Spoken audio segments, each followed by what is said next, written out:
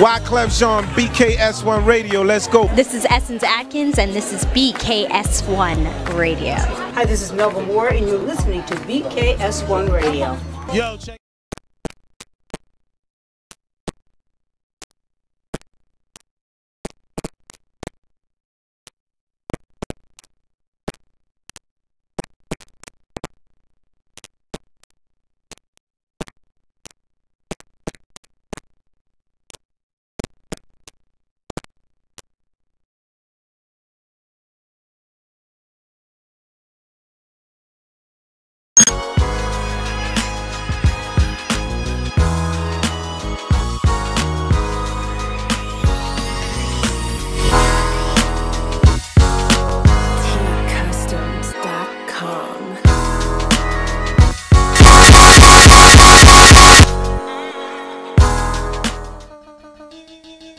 Wyclef Jean, BKS1 Radio. Let's go. This is Essence Atkins, and this is BKS1 Radio. Hi, this is Melba Moore, and you're listening to BKS1 Radio. Yo, check it out. What's the deal? This the chef. Giving a big shout out to my peoples. Big KS, you already know what it is. Salute. What's up? It's your girl Monifa, and I'm hanging with BKS1 Radio. Hi, I'm Iyanla Van Zandt, and you're listening to BKS1 Radio. BKS Radio, baby. Hey, this is Jasmine Guy for BKS1 Radio. What's going on? This is Lamont Rooker, and this is BKS1 Radio. Shout out to BKS1, the best kept damn secret in the business. Hey, what's up? This is Raven Goodwin from BET's Being Mary Jane, and shout out to BKS1. Hi, this is Leon, and you're watching BKS1 Radio. BKS1. God bless y'all.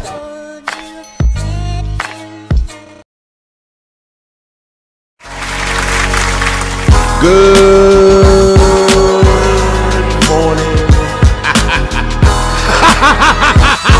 This morning. Man, it's the official Man Cave Morning Show. Yes, we are here in the morning. It's the Man Cave Morning Show. For real. Yes, for real, for real. In the morning. Yes, yes, yes. Peace and blessings, man. Good to see you, brother Will. Good to see you, brother. I'm your whole ring. Yo, what up? Let's start this off by saying this. To my right, it's the dude that gets a little rude, especially when he's in a bad mood. We call him what? Deacon Woo Woo. Wakanda forever, we praying for the children. Deacon Woo Woo. And I'm just humbly stormed on the general. Peace and blessings to you all. We just wishing you all love and light. That's where I'm at. I forgive you. Love and light, man. Love, light, peace, and head. Love and light. Now, first and foremost, shout out to everybody watching us right now on YouTube. Bang. Shout out to everyone watching us live right now on Twitter, Bang. Periscope. Bang. Shout out to everyone watching us live on the mother site, WBKS1.com. Bang, bang, bang. Hey. And shout out to everyone listening to us live on the TuneIn app. If you don't have it by now, it is free. Download it. Download it on your iPhone, your Android, your LG, whatever you got popping, the tablet, whatever. It's free, people. You get all your favorite radio stations on the TuneIn app. It is worldwide. And guess what? BKS1 Radio, the Man Cave Morning Show is on the TuneIn app right now. Listen to us right now on the TuneIn. And shout out to everyone watching us live on FB. Salute, FB, what up? Peace and blessings. No matter what platform you're listening to us on today, share it out. Share it out, man. Just hit the share button. That's all. Just like this. Watch this. Watch this. Click. Just the share button, yo. Click it. All right. Now, we got a guest coming up today, but before I even introduce the guest, let me just give some love to people trickling in. Shout out to Jerome White on the check-in. Shout out to Pamela Long on the check-in. What's up, mama? Shout out to Billy Shake Lewis on the check-in. A.B. Butler on the check-in. Shout out to Paul Joseph Williams on the check-in. Shout out to Tanya M. Cobb on the check-in. Shout out to Denise Sparrow on the check-in. Shout out to B. Heron on the check-in. Shout out to my Echo on the check-in. Shout out to D. Graham on the check-in. Shout out to D. Sands on the check-in. Shout out to Phyllis Woodbury. Shout out to Janice Maxine Brooks. Shout out to Robert Graham on the check-in. Stacy Newton. Sandy B, what's up, baby? Shout out to Monica Williams on the check-in. Timothy Beverly. Chris Nerf. Chris, what's good, man? Shout out to that name right there. Yeah. Etole Du Soleil. Yeah, there you go. Etole Du Soleil. What you said. Right. Shout out to Ramona Woods Black on the check-in. What's up, sis? Tracy Smith on the check-in. And as y'all trickle in, yes. So B said, stop checking to see if he's cheating and check to see if he's happy. I'm confused on that one. We're not, B. Oh, we're not. We're not. We're going to explain. We're not. So being that B brought that up, yes. Oh, you want to go on? Let's That go. is one of our discussions today. Stop checking to see if he's cheating. Check to make sure he's happy. Let's get it. Boom. Boom. We're going to break that down today that on the Man Cave Morning Show. Shout out to AB. Back in the game entertainment in hood environment. Drag on. AB Butler. Yes. Salute. Also, shout out to, come on, man. Come on. It's AB, man. It's Chris Lighty, man. Dig it. Come on. Violators. Respect. Violators. Massive. That's the family right there. That's the Respect family. massive. No doubt. No Respect doubt. massive. Now we're going to get this show popping. Phone lines will be open, and the number will be 646-233-1302. They will be open. But let's talk about some things going on in the world today. And you know how we're going to do. It's going to be like a roller coaster. Up, down, up. All right, so here we go. What we got first, man? Oh. So Neo comes to the defense of Michael Jackson. Shout out to Neo. Basically he's saying, look, you can't compare the two. People, please stop comparing the two when it comes to R. Kelly and Michael Jackson. I agree with Neo. You can't really compare the two. You can't. I mean, it is what it is. So when he was asked, when he was stopped by TMZ, this is what Neo had to say. You know, there's another documentary about Michael Jackson that's coming out that the estate is pissed off about. Should we mute Michael Jackson because of the allegations? Because R. Kelly hasn't been, proven of anything in court yet, right? So there were no videotapes of Michael Jackson peeing on little girls or little boys. There was no undeniable proof that Michael Jackson did any of that stuff. Actually, a lot of the people that came forward and said that he did that stuff came forward after he died and said that it didn't really happen, that they were just trying to get some money. So with that being said, no, I don't think we should mute Michael Jackson because it was still accusation with Michael Jackson. We got proof that R. Kelly was doing what he's doing, and we got proof that he's been doing it for years. There's always going to be allegation. With celebrity comes allegation, with celebrity comes accusation, with celebrity comes, with fame comes all of these things. But on the other side of it, it's one thing for it to be proof in your face. Like there's no denying what happened. He's not even denying what happened at this point. You know, there's another documentary about Michael Jackson that's coming out that the estate is pissed off about. Yes, I'm clapping it up for Neo. Truth, man. Look, hashtag mute Michael Jackson. Nah, bro. I can't rock with that. We got all the proof in the world with R. Kelly. Send R. Kelly to the slammer. Let him burn for what he did. I'm not doing that with MJ. I'm just not. It's been a real witch hunt with MJ. And we seen the process and everything. And then a lot of people came forth and said they was just trying to get money. People even came forth and said that. People even came forth and said that they lied, they made up stories when it came to MJ. I'm not rocking with you on that, bro. I think that if you see a video with MJ doing what we clearly saw R. Kelly did, I think if you see marriage licenses, et cetera, I think that then you could mute him. And moving forward, we'll see. That's all I can really say. I rocks with no pedophile, and if you are not a pedophile and someone accuses you of being one, I think that's horrible and deplorable. So, listen, as the story develops, all I can really basically say is, we'll see. Yeah, no doubt. I'm not jumping on that boat. I'm playing some Michael Jackson. I'm rocking that until I see some solid proof. And the man, I doubt we'll ever see that.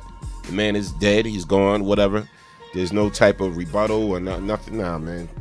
No. And listen. Don't put him in the same boat. I respect you, but I will be remiss, certain things you ain't never gonna hear from me, which is, come on, get in the bed and let's have a sleepover and So you're not gonna hear that from me. I'm not. I get all of that, bro. I'm not. No, let me just finish my point. I'm not. You know, I'm just letting you know, as a man, you're not gonna hear that coming out of my mouth, Duke. You're not gonna. Neither one of us. Like. Ooh, there's a scandal with Norm. That ain't gonna ever be it. You're never gonna hear that about you. You're never gonna hear that about me. That's all I wanted to say. I thank you for letting me express myself. No doubt. No doubt. All right. And before we get on to 45 Orange Boy, this is the thing that got to stop. So, you know, I'm checking timelines and all of this. I'm checking social media, right? And then, you know, the dude, Soulja Boy, you know, Superman, that, you know, Soulja Boy. Yeah, Superman. Yeah. So, dude is, I don't know, it's tacky or what? He's asking people to cash app him money. He's basically asking people to cash app him money. And a lot of people like, damn, bruh. Like, it's time, like you know, you flossing all the time, you claiming you this, you know, you that dude on the gram and whatever like that. Now you asking people to cash app you money. Now, granted, if you was going through rough times, right? And I'm just saying if you was, and I was, and whatever, you created a GoFundMe or whatever like that, like, look, I need help, blah, blah, blah, blah, blah, and this and that, I'm about to lose my house, I'm about to this, whatever like that. That's more understandable. But Soulja Boy is just straight out asking people for money. So he posted, he said, all my fans, send me something. Cash me, Soulja Boy PR. I will pick a random donator who sends the largest donation and give you a free Soulja watch and Soulja console tweet. Tweet me when you done. Come on, man. Come on. The largest donations. That's how we doing it now? 2019?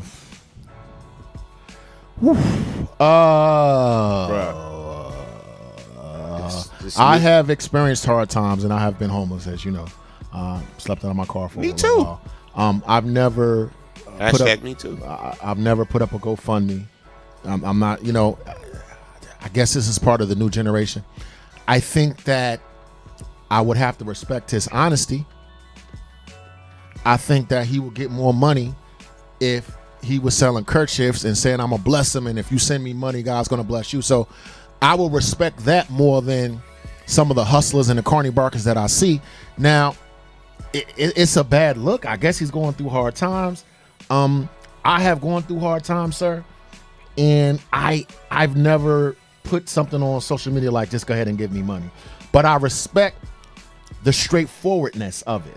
Right? In other words, he's not trying to guilt, he's not trying to shame, he's not trying to manipulate anyone and let them think that they're gonna get something for nothing. He's straight coming out and saying, let me get your money. Like when it was like, look, we need money for the wall, and people gave. You dig? If you're gonna be straightforward with it, and people gonna give, what I got to say? I would never do it. I think it's a bad look for myself personally. But it's more honest than a lot of other things that I see going around. All right. And I tell you, you know. All right. Shout out to Tasha M. Cobb. Hey, Tasha, how you doing? See, I think it's just kind of strange how all this is coming out now ever since all No Child with other celebrities doing the same thing and all these sexual acts and all the accusations with celebrities. I don't know. I wasn't there. I don't know if it's true or not. I don't know. I can't say.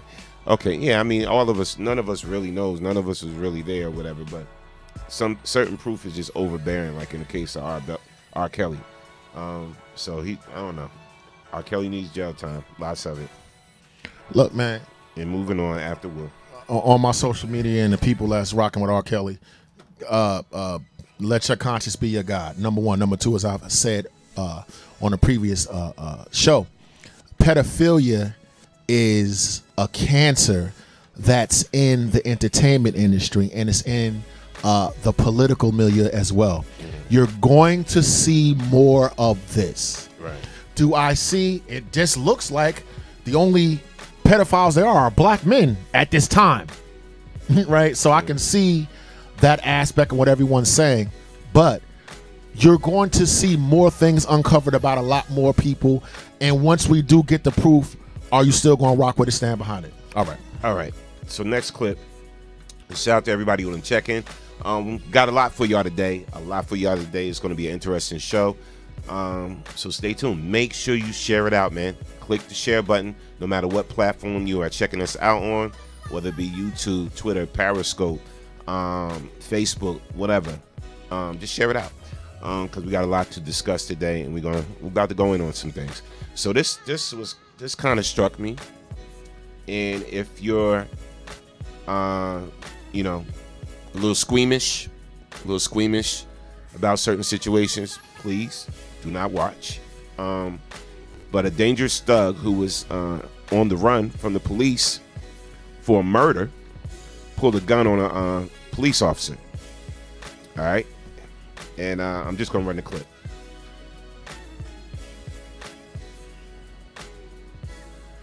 Wasn't us either. Here we go. Dig it for once, yeah. It's suspicious that you're back here. This doesn't normally happen. The guy tells her he doesn't have a license. I just have to make sure, you don't have any warrants or anything, which I'm sure you don't.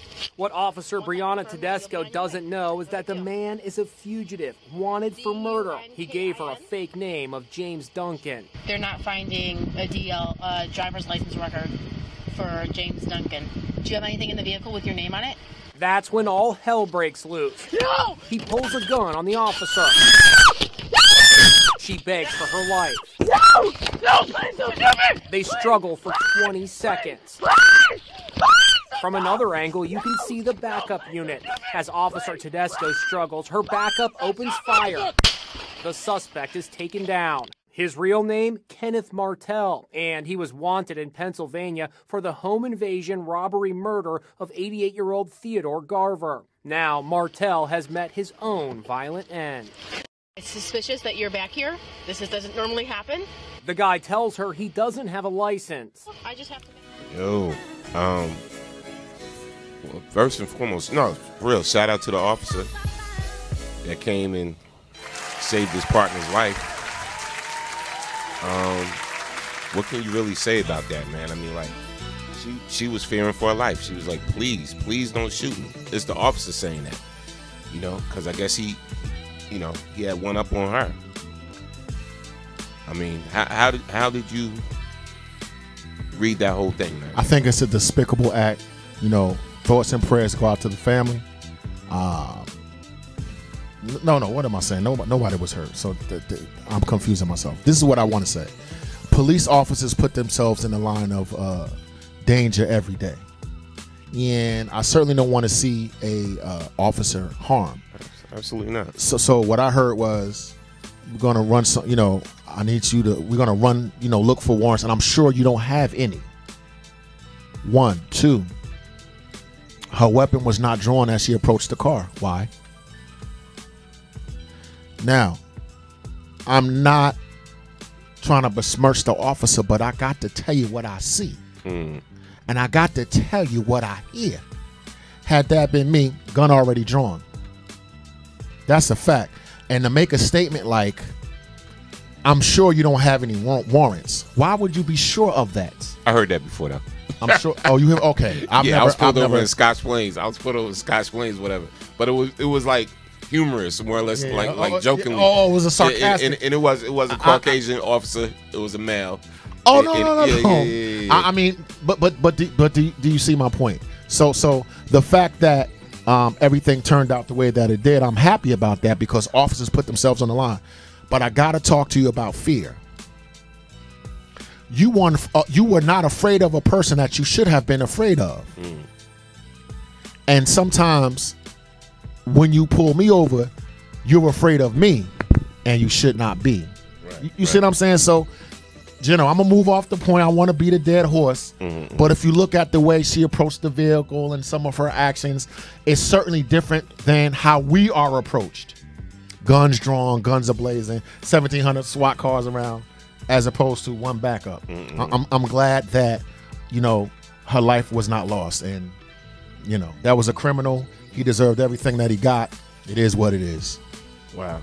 Let's read some comments from the chat. Shout out to Beatrice, Mike Jones, Washington Fred. Phyllis said, wow, that was real scary. Dee Dee Graham said there are many pedophiles out here. People are coming forward. R. Kelly and others need to be held accountable. Yeah, I can read through the half accountable. Yeah. You know, spell check. You clown. Nah, for real, spell check is crazy. Spell check, son. Yeah, spell correction. Shout out to remove Rodney Scott, Marcus Nelson on the check-in as everybody's trickling in on the FB platform. I mean, it was crazy, bro. When I look at that, she was really fearing for her life. You know what I'm saying? She didn't have a chance to, you know, her hand should have been on her gun. And it looked like the backwoods and everything too. You know what I'm saying? So it's just like, you know, maybe it's good that she called for backup already. If she didn't call for backup already, forgive the sarcasm. She was fearing for her life, and she should have been. But she initially was not afraid. Why? Hello? Why was she not initially afraid? Why did she not have her gun initially drawn like she would have drawn on your brown behind? Just saying. Yeah, that's kind of crazy, man. That's kind of crazy. All right, so moving on. Shout out to artists that's taking a political stance. Shout out to Travis Scott, right? So you know he's performing for the Super Bowl, right? But he had demands before he decided to perform for the Super Bowl. So one of his demands was Travis Scott required for the NFL to donate to the fight for social justice before he confirmed Super Bowl performance. Let's read a little bit of that. Can you read it, Will? I need you to make it a little bigger, sir. Man, you just gotta watch how you say things in here, bro. All right, pause. Fam. Here we go. With the Super Bowl just weeks away, new details about Travis Scott's controversial halftime performance have been revealed, highlighting an ultimatum the Sicko Mode rapper sent in place in order to seal the deal. In December, the league confirmed Maroon 5 to take the stage for the biggest night in sports. However, upon confirmation, many Atlanteans were displeased with the league's decision to overlook the hip-hop culture, which is deeply rooted in the Big Peach. As a result, the boy band tapped Scott to join them for the main event. Upon the new selection, most were still opposed and encouraged Scott to forego. Where we at there? Let's see.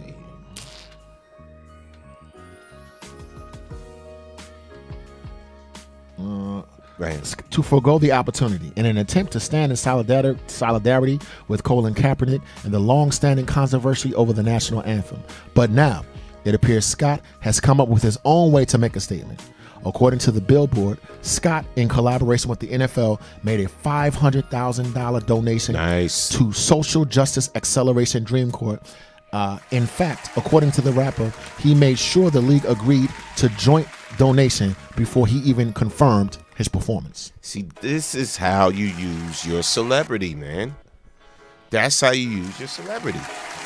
I applaud the brother. You know, like, okay, look, I'm still gonna perform. All right, because this is good for my career, the whole nine, whatever, right? So a lot of people just say, you know what? Nah, I'm not performing, you know, get that until they do cap right, whatever like that. But, all right, before I confirm, this is what I need y'all to do. Y'all gonna have to kick out this dough. You know, because a lot of times when they choose to perform at the Super Bowl, you know they don't get paid. A lot of people don't realize this. And just like when you choose to host Oscars and these awards, a lot of times you don't get paid.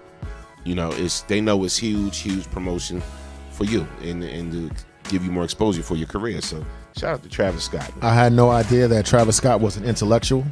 Kudos. I think that was the most intelligent thing that he could have done. He got his shine as a performer on the Super Bowl, and he also made a statement about social justice. That's a win-win for everybody so far as I'm concerned. No doubt.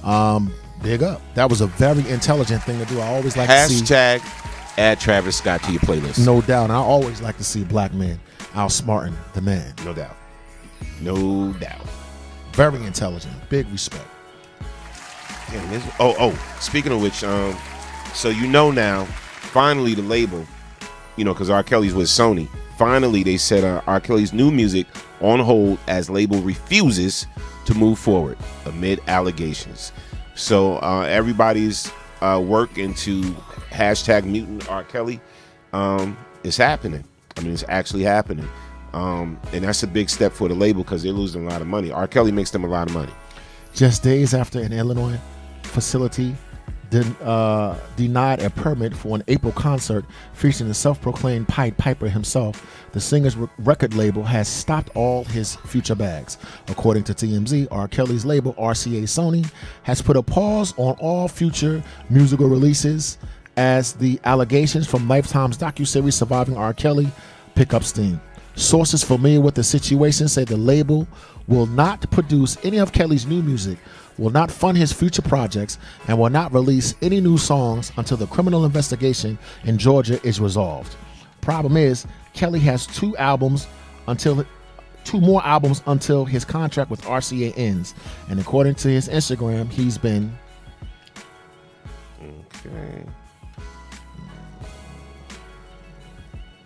So we're getting it together here on the read.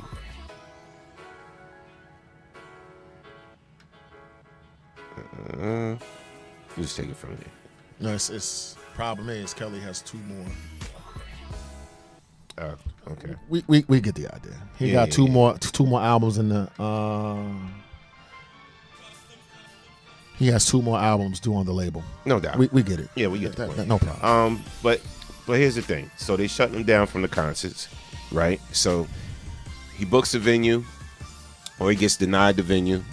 They deny him the license to give his own concerts or whatever like that. It's getting real. Like it's getting real, you know. And he bought it on himself, man. Oh, look, good. No story there. That's supposed to be what's happening. I needed to get real for Kevin Spacey. I needed to get real for Harvey Weinstein. I needed to get real for what's his name, Woody Allen. I needed to get real for a litany of future pedophiles that will come down the pike. Right? Look. Do me a favor. Don't defend R. Kelly to me. I'm off it. Please don't. A lot of people still do. Right? I'm not one of those people. But I want to see it continue because there are other people in high positions that need to be brought down. That's all I want to say. So with that being said, and before we move on, so like Celine Dion, she took a stance, and Lady Gaga, they took a stance and said they wanted their music pulled from their collaborations that they did with R. Kelly. Go ahead. So they want their music pulled.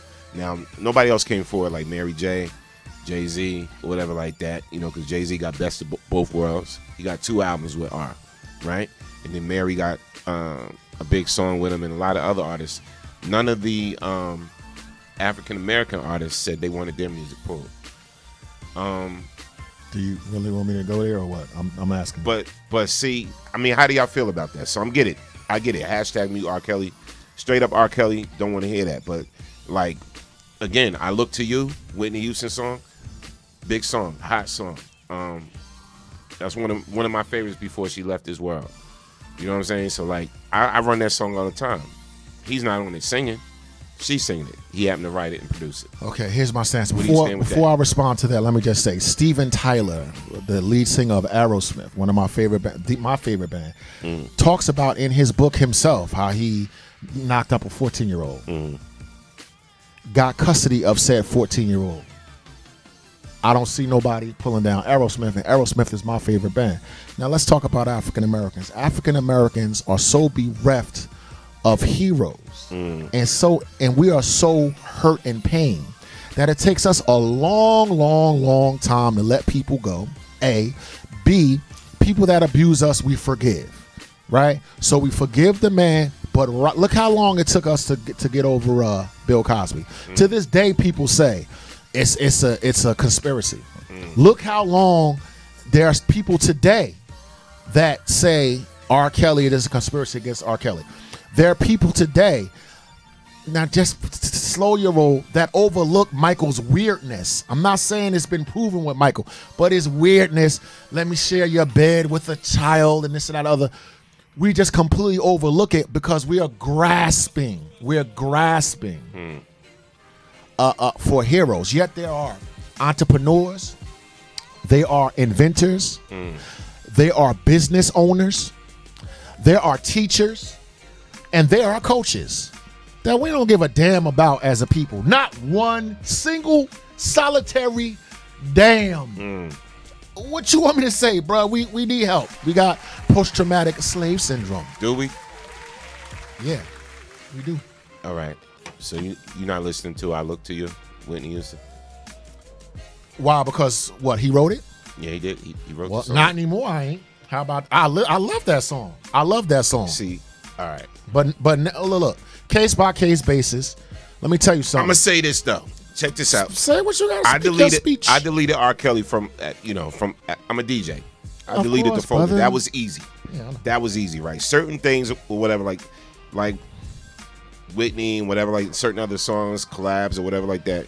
It's like, for me to go through everything with a fine-tooth comb. No, I'm not going to go through everything. That's if I was going to listen to it. Yeah, that's a little extra. I'm not going to go through everything. I don't have that type of time. This country, this government molested us from existence. Still are. All right? We choose to live here by what? So are we, you know what I'm saying? It's like we're forgiven as well on a lot of other levels because we choose to still rock with this government. You know, like we got other choices. Like when Mos Def, people looked at Mos Def like he was crazy because he decided to go to another country, whatever like that. I'm living here, whatever like that. The system is crazy here, blah, blah, blah. I see people moving to Canada, whatever like that. That was their choice because they got tired of getting effed over by this country. That was their choice. Okay. So what I'm saying is that same mindset kind of applies to us, because we choose to accept certain ways. Right, we make the choice. I'm not keeping it 100, bro. No, I'm listening. I'm like when you use that argument, we could use the other argument too. All right, you asked me whether I was going to listen to it. No, but am I going to go through and delete every single song? No, I'm not going to do that. That's to that one. To what you said about we choose to stay here. There's no one more American than us because we've been in this country longer than the Italian. Longer than the Irishman, etc. Yeah, so no, it wasn't forcibly brought here. I understand that, Yeah. but look. That's If you I know that's a whole nother story. No. But if you want us to divest, which they are consider, I see both sides of the issue. I don't understand how 400 years of blood, sweat, and tears, I'm supposed to be like, all right, bye, see you, thank you very much. I think I want mine back, and I think I want to stay here to fight for what rightfully belongs to me. Yes, I was brought over here against my will, but the entire economy was based upon what happened to me. I'm supposed to just divest from that and be like, oh, well, it's good, I'm out here. Nah, before I leave, you're going to have to get me what you owe. Call the ghost of Johnny Cochran and let's get it popping. No doubt. You know, I had to throw that at you because some people would use that as an argument. Come on, fam. Now, moving on. Let's go to and shout out to our guest. He's in the building. We about to talk to him very shortly. I gotta move on, and we got a lot of other things in play too. All right, let me move on to Trump. Just real quick, man. We're gonna lighten it up a little bit. So, I'm a winning team. I'm a part of a winning team.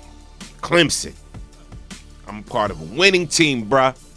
Like we the championships and nationwide heroes and this and that. Get the phone call. Hello? Hi. Clemson coach, we want your winning team, your championship team to come to the White House. You are a special guest. Join us for dinner and this and that. Really? Wow, I'm excited. Yay, Prez wants us to come to the White House. You get there, you ready to eat. On your way up, on your drive up to the White House, you already eating burgers. That's a snack. You eating McDonald's. You get there, and this is what the Prez has for you, man. This is what 45 has for you, bruh. When you see the clown, is that Trump, Justin? I can't very well. Maybe he has better hair than Donald. You see the clown, right? You see the clown, and he's all happy and excited, whatever, because he got the winning team, the championship team, came all the way to the White House, right? They probably thinking, yo, we gonna get some steak, some filet mignon, right? Some glazed chicken, herbal chicken. And this what your boy It's your boy. This is what your boy got ready for him. All right, let's just read a little bit about it, and I'm gonna play the clip. Because of the shutdown that you caused. Go ahead. You know we have the great Clemson team with us, the national champions. So we went out and we ordered American fast food, paid for by me, Trump said.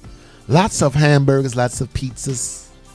We are some very large people that like eating. So I think we're going to have a little fun, he added. Standing behind the table, brimming with fast food, Trump promoted the dinner for Clemson as great American food. Okay. It is American. I like it. All American stuff, he added, noting the smorgasbord of pizza, 300 hamburgers, mini French fries, all of our favorite foods. The display included boxes of Big Macs, chicken nuggets, and filet of fish. Trump closed his brief remarks in the dining room by returning the message of border security. I will say the Republicans are really sticking together. It's great to see because we need border security. We have to have it. All right. First and foremost, the reason why, you didn't have a staff there to cook a good meal for these kids, for these young adults coming there, to your White House that you invited is because they're on furlough. They're on furlough because you shut down the damn government. So your own workers, right, are not in attendance to cook a beautiful meal for these kids, right? Because you basically put them out of work. Basically. Right? You put them out of work. To all the races everywhere that were angry that African American was president, trust me, if Sandy and General Bush wouldn't even did that, bro. You can't even run that. Bush wouldn't even went there and did that, bro. But this is what I'm saying. Yeah, but you would have certainly went into the kitchen and whipped up your famous macaroni and cheese. We have some collard greens. Me and Sandy would have hooked it up. Number one, the lack of compassion that this monster shows. Do you know that there are 800,000 employees that could not afford to go to McDonald's because they don't have a check? Number one. A lot of them going to soup kitchens now. You know that? Yeah. A lot of them are working Uber, trying to just survive. As we know, in a week and a half, it's time for rent and mortgage to be due. For him to be that out of touch, all joking aside, I think it's a monstrous act. The lack of humanity shown. The reason that there's no staff is because you refuse to pay him over an issue that none of us want to see happen. Let's see this fool, man. Let's see it. All right, let's get it. He just burns me up. I'm sorry. I'm usually like good spirits. I didn't think I could be any more outraged. I thought my outrage circuit was blowing out, but you put another circuit in the circuit breaker. Here's the clip. Now, what's your favorite thing here, Mr. President? I like it all. It's all good stuff. Do you great American food. And it'll be very interesting to see at the end of this evening how many are left. Do you prefer McDonald's or Wendy's? I like them all. That's a tough question. If not it's a American, softball. I like it. It's all American stuff. So, but it's good stuff. And we have the national champion team, as you know, Clemson Tigers. And they had a fantastic game against Alabama. And they're all here. They're right outside the room. And I think we're going to let you see them. But I'll bet you as much food as we have. We have pizzas. We have 300 hamburgers. Many French fries. All of our favorite foods. I want to see what's here when we leave. Because I don't think it's going to be much. The reason we did this is because of the shutdown. We want to make sure that everything is right. So we sent out. We got this. Now, what's your favorite thing here, Mr. President? I like it all. Stupid he is. Let me tell you how stupid he is. What, besides many fries? Let me tell you how stupid he is. He could have had the event catered and not mention the word shutdown at all. This idiot gets 500 Big Macs and then says the word shutdown himself, which he caused. Let me ask you a question. At our last function, sir. I'm asking a question what? at the last BKS1 throwdown. Oh. Everybody ate good. I'm asking, did you use the credit card, the BKS1 credit card to buy 500 White Castle burgers? Nah. Or did you? You catered it. You cooked it. We cooked it up. Bruh. Last time we we did it. We cooked it up at Express. When we did Express, we cooked it up. I know I'm from Jersey. I know I'm black. Sandy made the salad. Ambassador's fried chicken. We had the fried chicken. Look, I made the mac and cheese. I made the string beans. Sandy hooked up the rice. Okay, so let me ask you a question. Does he have chefs at Mar-a-Lago, his hotel, or any of his? Why didn't that dummy have the food catered on a silver platter and everything, and not said a word about the shutdown? You big dummy. His excuse, big dummy. His reasoning was, we got all American. We got McDonald's. We got Burger King. We got Wendy's. We got all American. Bro, you could have did Red Lobster at least. At least. That sounds like something my fat ass would have said. Christie's. McDonald's. Steakhouse. Sandwiches. What else is American? Outback. Bruh. You could have went so many. They're American caterers. You could have went so many other different routes. You could have blasted, bro. You could have got the Subway that's 50. You could have went to Paramount and got the How much big you want to bet? Sub. How much you want to bet? Like I do at the Super Bowl, dummy. How much you want to bet they ate McDonald's on the way? Like on the bus. On the bus trip up there. They was like, fries were all, we can't wait to get this dinner. We putting the story together, right? Nora was like, they ate that shit on the way to the White House. Oh. Yo, Idiocracy. That's what you voted for, bro. To my family who voted for him. To my family, that's Republicans. How's the conspiracy theorist looking now? All right. No doubt. Shout out to Timothy Beverly. He said 45 is sharing his favorite food. D Sands, I heard he had a restaurant down the street. Food. Yeah. D-Mac said all dressed up for McDonald's and Wendy's.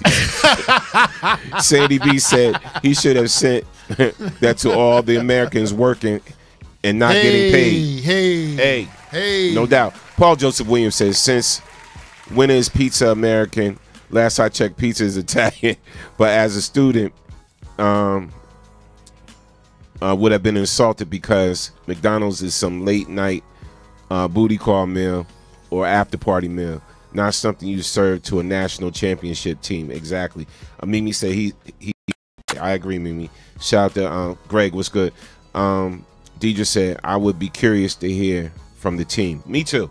I want to hear to see what they really thought. So you waiting for the White House steak dinner and you got filet of fish. Yeah. That's your boy. It's your boy. You cannot make this shit. I'm sorry. You cannot make this up, bruh. This guy's a clown. Please step down, sir. Please. So you heard? Please. Go ahead. We gonna step down, Trump. Step down. We gonna move on. You heard about the dude. Now we about to get serious. I think it was a white guy. You think? Yeah. I don't know if he was American or not. I didn't hear him speak. He looked Russian to me. I don't know, bruh. But anyway, he's a white guy. And he actually hit, what was it, 12-year-old? 11-year-old girl. Just punched her in the face. Let the clip speak for itself, sir. Yeah, no doubt. Because I could read you the story.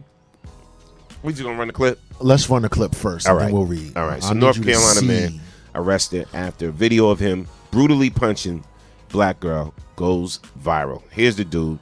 He looked crazy. He looked like that actor. I forgot his name. We just going to run the clip. Please. Here's the clip.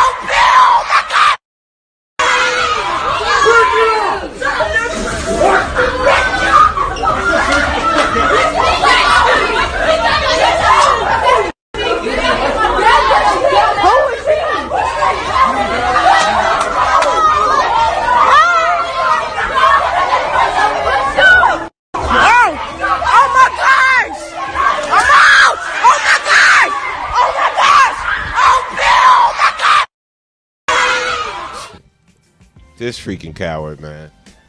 Wow, I'm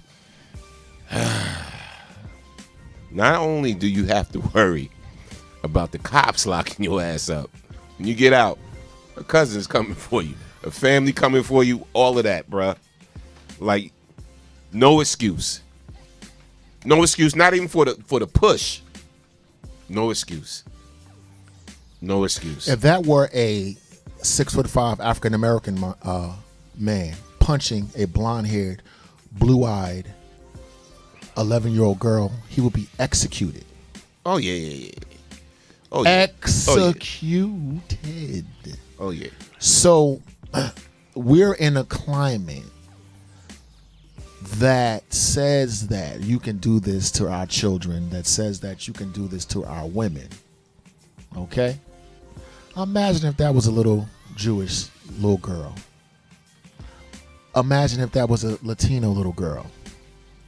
Just saying. Oh, they are prosecuting. You heard those? They prosecuting them to the fullest extent of the law in North Carolina. He getting it. I will just say, once he gets to prison, let justice prevail. I'll leave it at that. Yeah. A lot of comments. He cannot be breathing. A lot of comments. I mean, he might have an asthma attack, man. You know what I'm saying? Let's go back. Dee Graham said 45 is a classless idiot. Dee just said, I can't because with that clip, Dee just said I wanted to drive and take him out. Yeah. Shout out to B on Definitely. the check-in. That really disturbed me. Dee Graham said they should have jumped him out of control. Nah, not them little kids. He probably, I don't know. There's little girls, man. There's little girls. Dee just said at that point, he should be morgue meat. Yeah, Cousins is coming. Bet you Pookie and Ray Ray coming. Believe that. Shout out to Nap on the check-in. Yeah, somebody about to pop a trunk on him. Yeah, Dee said jackass. Paul Joseph Williams said that is less than a man to strike a child. Yeah, he's coward. Anika said the whole family coming for him. Indeed, true indeed. He's in PC. Let me see. DJ Howard said he's in PC. He's in PC. Wendy Chef Johnson said absolutely black man would have been killed where he stood. That made it to jail alive. He'd have been dead right not there. North He'd have been Kakalaki. dead. Norman Barron said gang done. Yep. Yeah. Mimi said so true. We'll or the next day we would find him somewhere on a tree. Absolutely.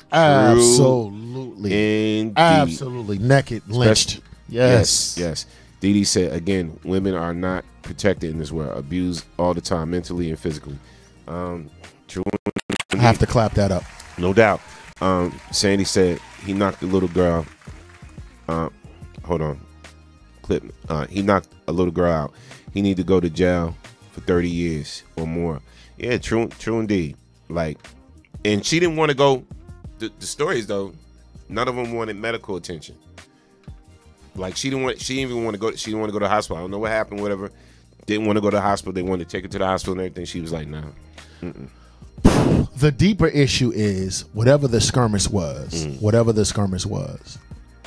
That little baby didn't turn around and ask for help. She figured that she was gonna have to go up against him, and she put a little hands up. You felt like the psychology of our women is very, very deep.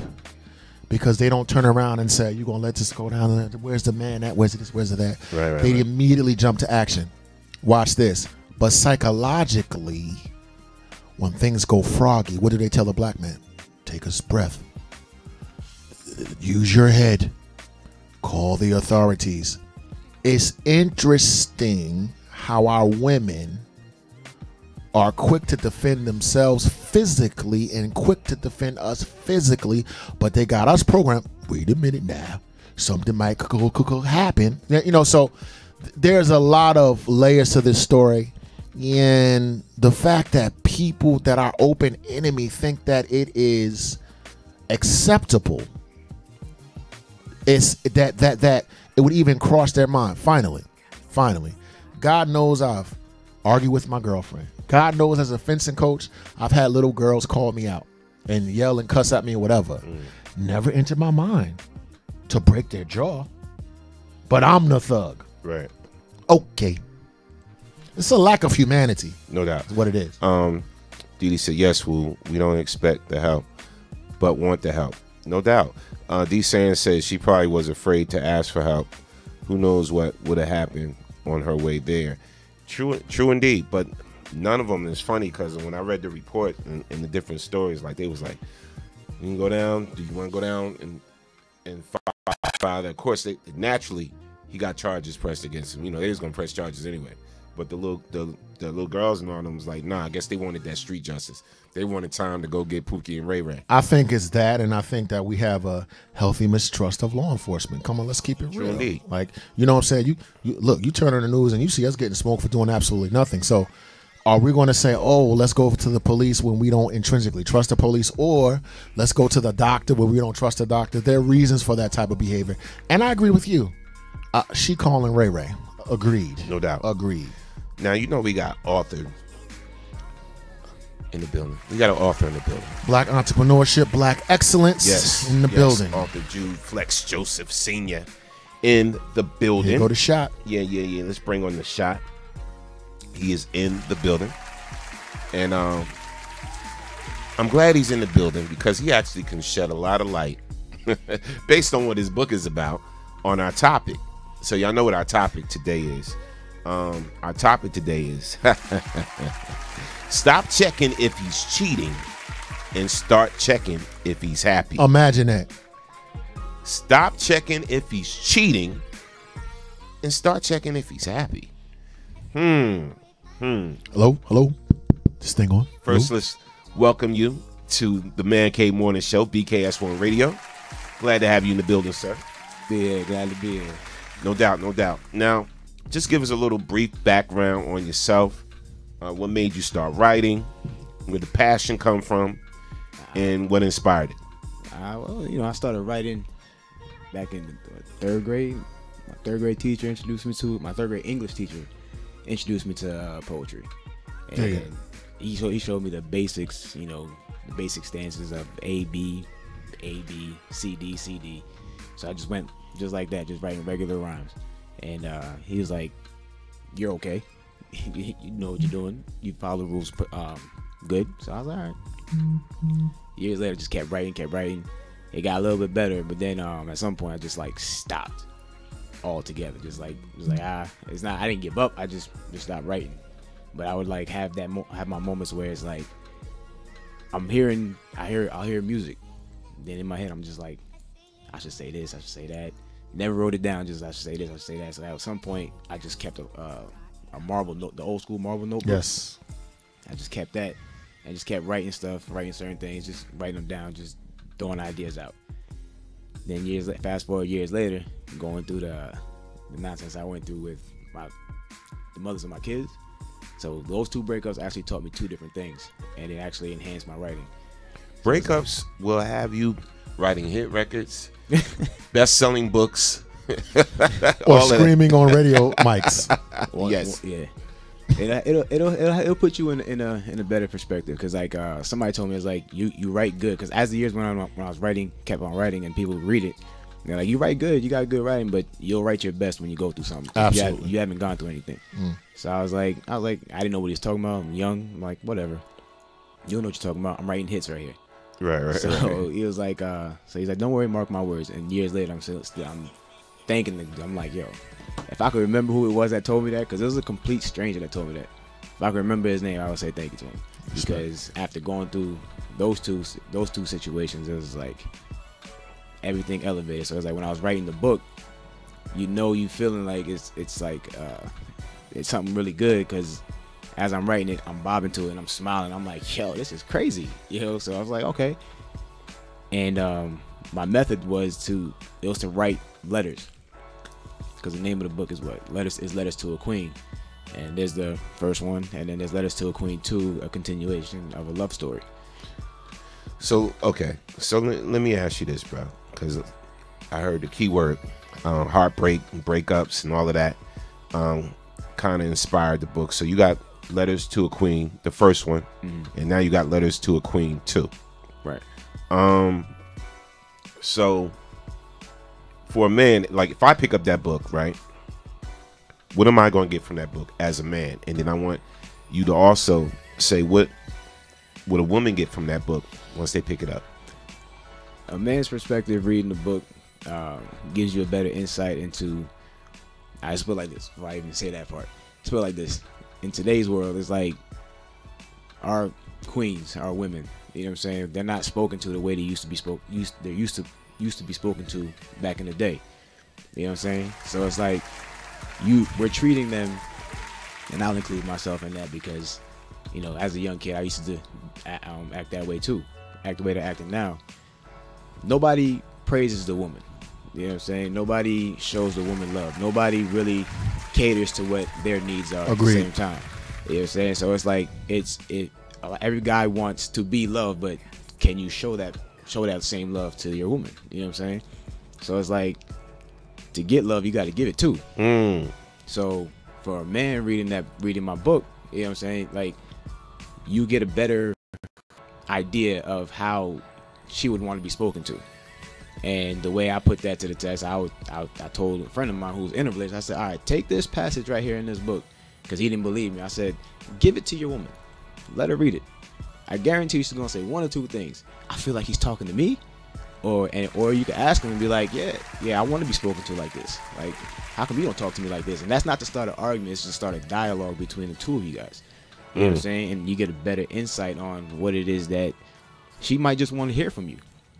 But as men, we was raised to like never show any kind of emotion. You know what I'm saying? We was taught to always be strong, never cry, never show any kind of weakness, provide, and take care of that. Take care of home. But at the same time, part of taking care of home is showing your emotional side to your woman. You know what I'm saying? And being there for her. Got a couple of questions, brother. What was that first book that inspired you? What was the book that made you spark and go, wow? It wasn't even a book, really. It was just like it was life lessons, I guess you could say it. I started writing with when I was with my daughter's mother. That relationship it taught me a lot, but the one thing it showed me was how to be strong, because in that relationship by itself, I went through life or death situations as far as my health goes. You know what I'm saying? And she showed me how to be strong. What made you decide to write in that form and not be a rapper? Nothing wrong with being a rapper. Nah, no shade. But no, I'm going to be an author. What was that process? I can't rap. Neither can I. Yeah, I can't. Realness. Yeah, I'll be real. I can't rap. However, like people look, I've been asked to write rhymes for people. I'm like, I can't put it together in that format that you want it. You know what I'm saying? The cadence and everything that goes into that. As far as poetry goes, because I took 3 different formats and made my own poetry format. Took a letter format, story mode, and I just had it. Story mode, letter format, and just regular rhyming, you know, and just put it in there so that way I can give you a picture while you're reading it at the same time, like you're feeling like you're in that moment by itself. I got a question for you, bro. As I look on the table, is that 3 phones? Nah. It's 2 phones and a hotspot. Player. I give the sun, moon, and stars, baby. Listen, I come home with a second phone. Wifey gonna be like, no. Nah. Please believe though, I hide nothing. I had women just ask me, yeah, can I look into your phone? Yeah, whatever. You know what I'm saying? That's not just because I'm single. I really don't care what you find in there. But somebody told me when I was younger, it's like, what you're looking for, you'll find it. You know what I'm saying? And if I have to hide something, then I'm not being true to myself. That's right with the topic. Yeah. I don't hide anything. Like, you know what I'm saying? So it's like, when I'm in a relationship, yeah. You want to see my phone? Here you go. All right. Do you have a copy of the book with you? Nah. I actually sold out last week. How you not gonna have a copy of the book with you, bro? I mean, it was money right in my face. You know what? Sound like Norm. We're gonna have to do better, people. All right. But nah, I left. What you call it? Julian got it. I'm going right on Amazon right now, because I know that it has a preface and everything, right? A preface and all of that, whatever. But all right, so take me through. Just give me one of the the chapters or one of the areas in your book and talk about it. Just pick out one. I could tell you. There's a title. Yeah, there you go. One of them is one of the ones that I like. I really do like is and my first one is called Color of Love. Mm-hmm. Hold on, let me see if I can pull it up. Break that down for me. And that one, if you hear the title, The Color of Love, it's actually a Boyz II Men song title. Okay. And I came across that song. I came across that song just randomly listening to Pandora, and then I was like, oh yeah, I need that. You know, so I downloaded it and just like had it on repeat. I think I was writing for like 35 minutes. Mm-hmm. And it was on repeat, and it's like everybody thought I was listening to like a whole album or something, but nah, it was literally that. Break it down. Color of Love. Hold on, I'm trying to find it on my All right. Now see, I want to get deep into this topic too. Stop checking if he's cheating and start checking if he's happy. Why he finds that.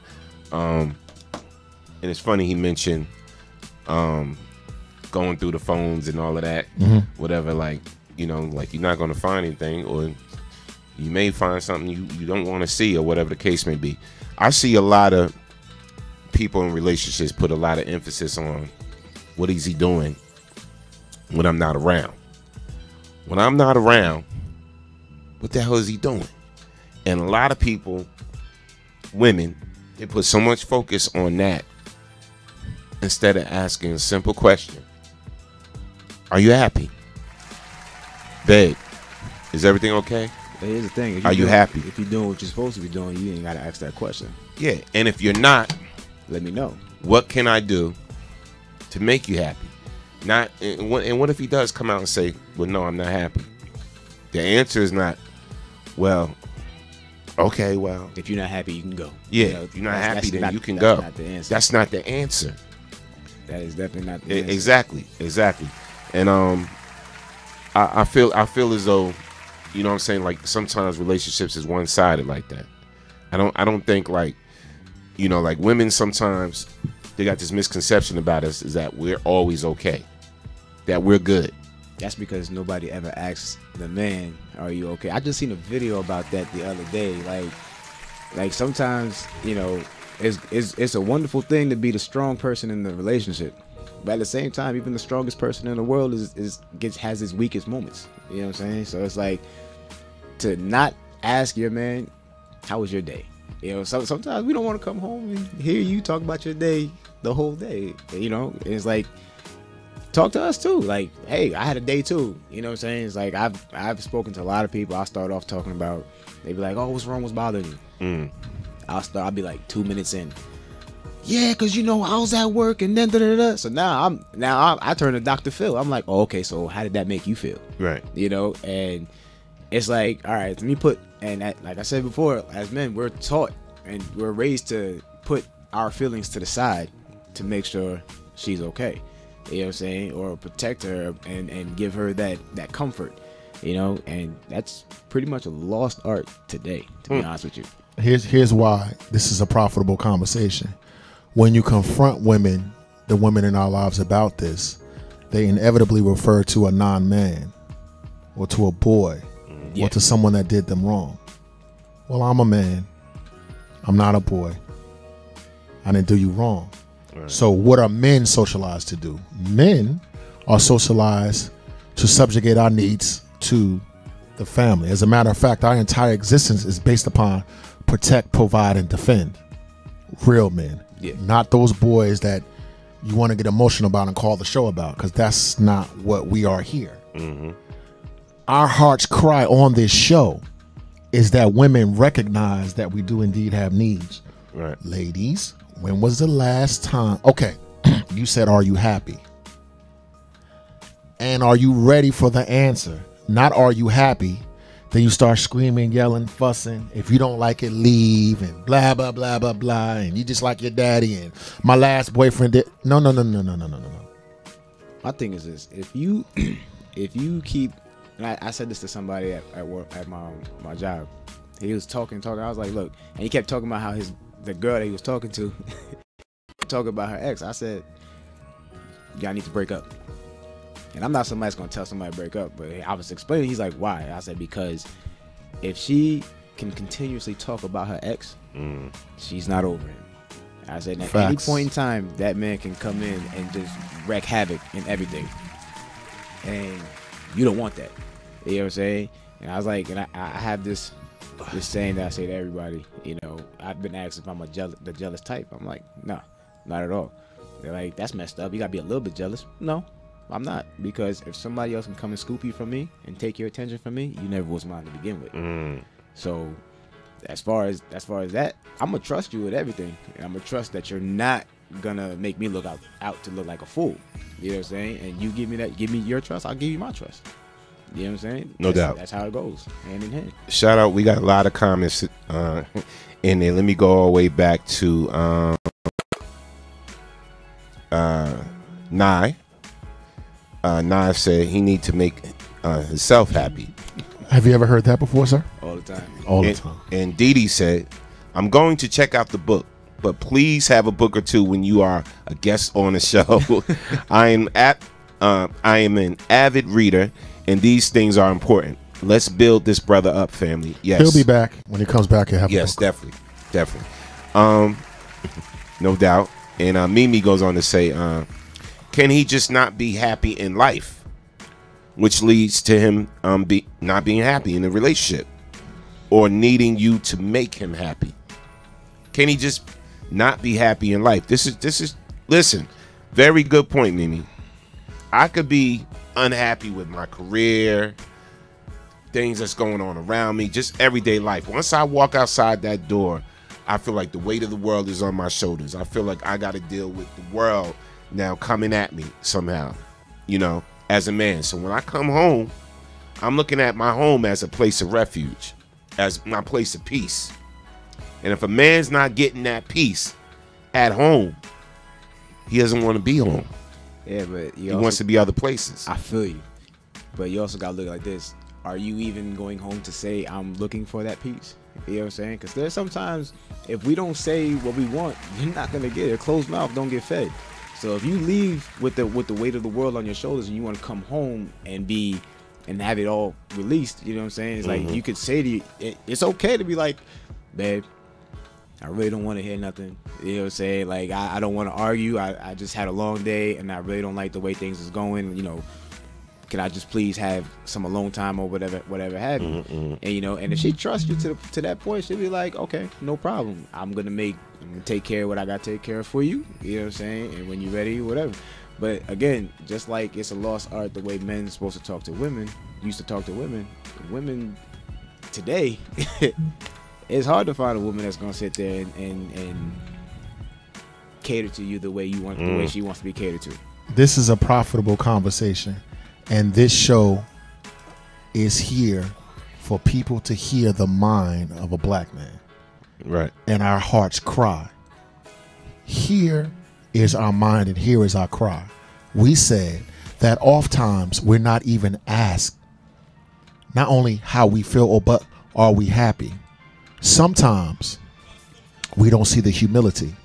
Sometimes we don't see the care. Sometimes we don't see the compassion. Any man that's worth his salt will respond to being taken care of, and he'll respond to compassion, and he'll respond to concern. When I turn the key on the doorknob, I am at war from everything and everybody. I'm constantly aware that I'm responsible for my woman, for my children, for my community, for everyone. When I come home, if my mate does not ask me or gets into me too, I'm tired too, I had a bad day too, you need to make yourself happy. The compassion and the humility will break my heart in a good way and draw me closer to you, which will promote harmony and which will keep my focused on you instead of someone else. Because if you think the only reason we leave is just because we want to screw somebody, you're sadly mistaken.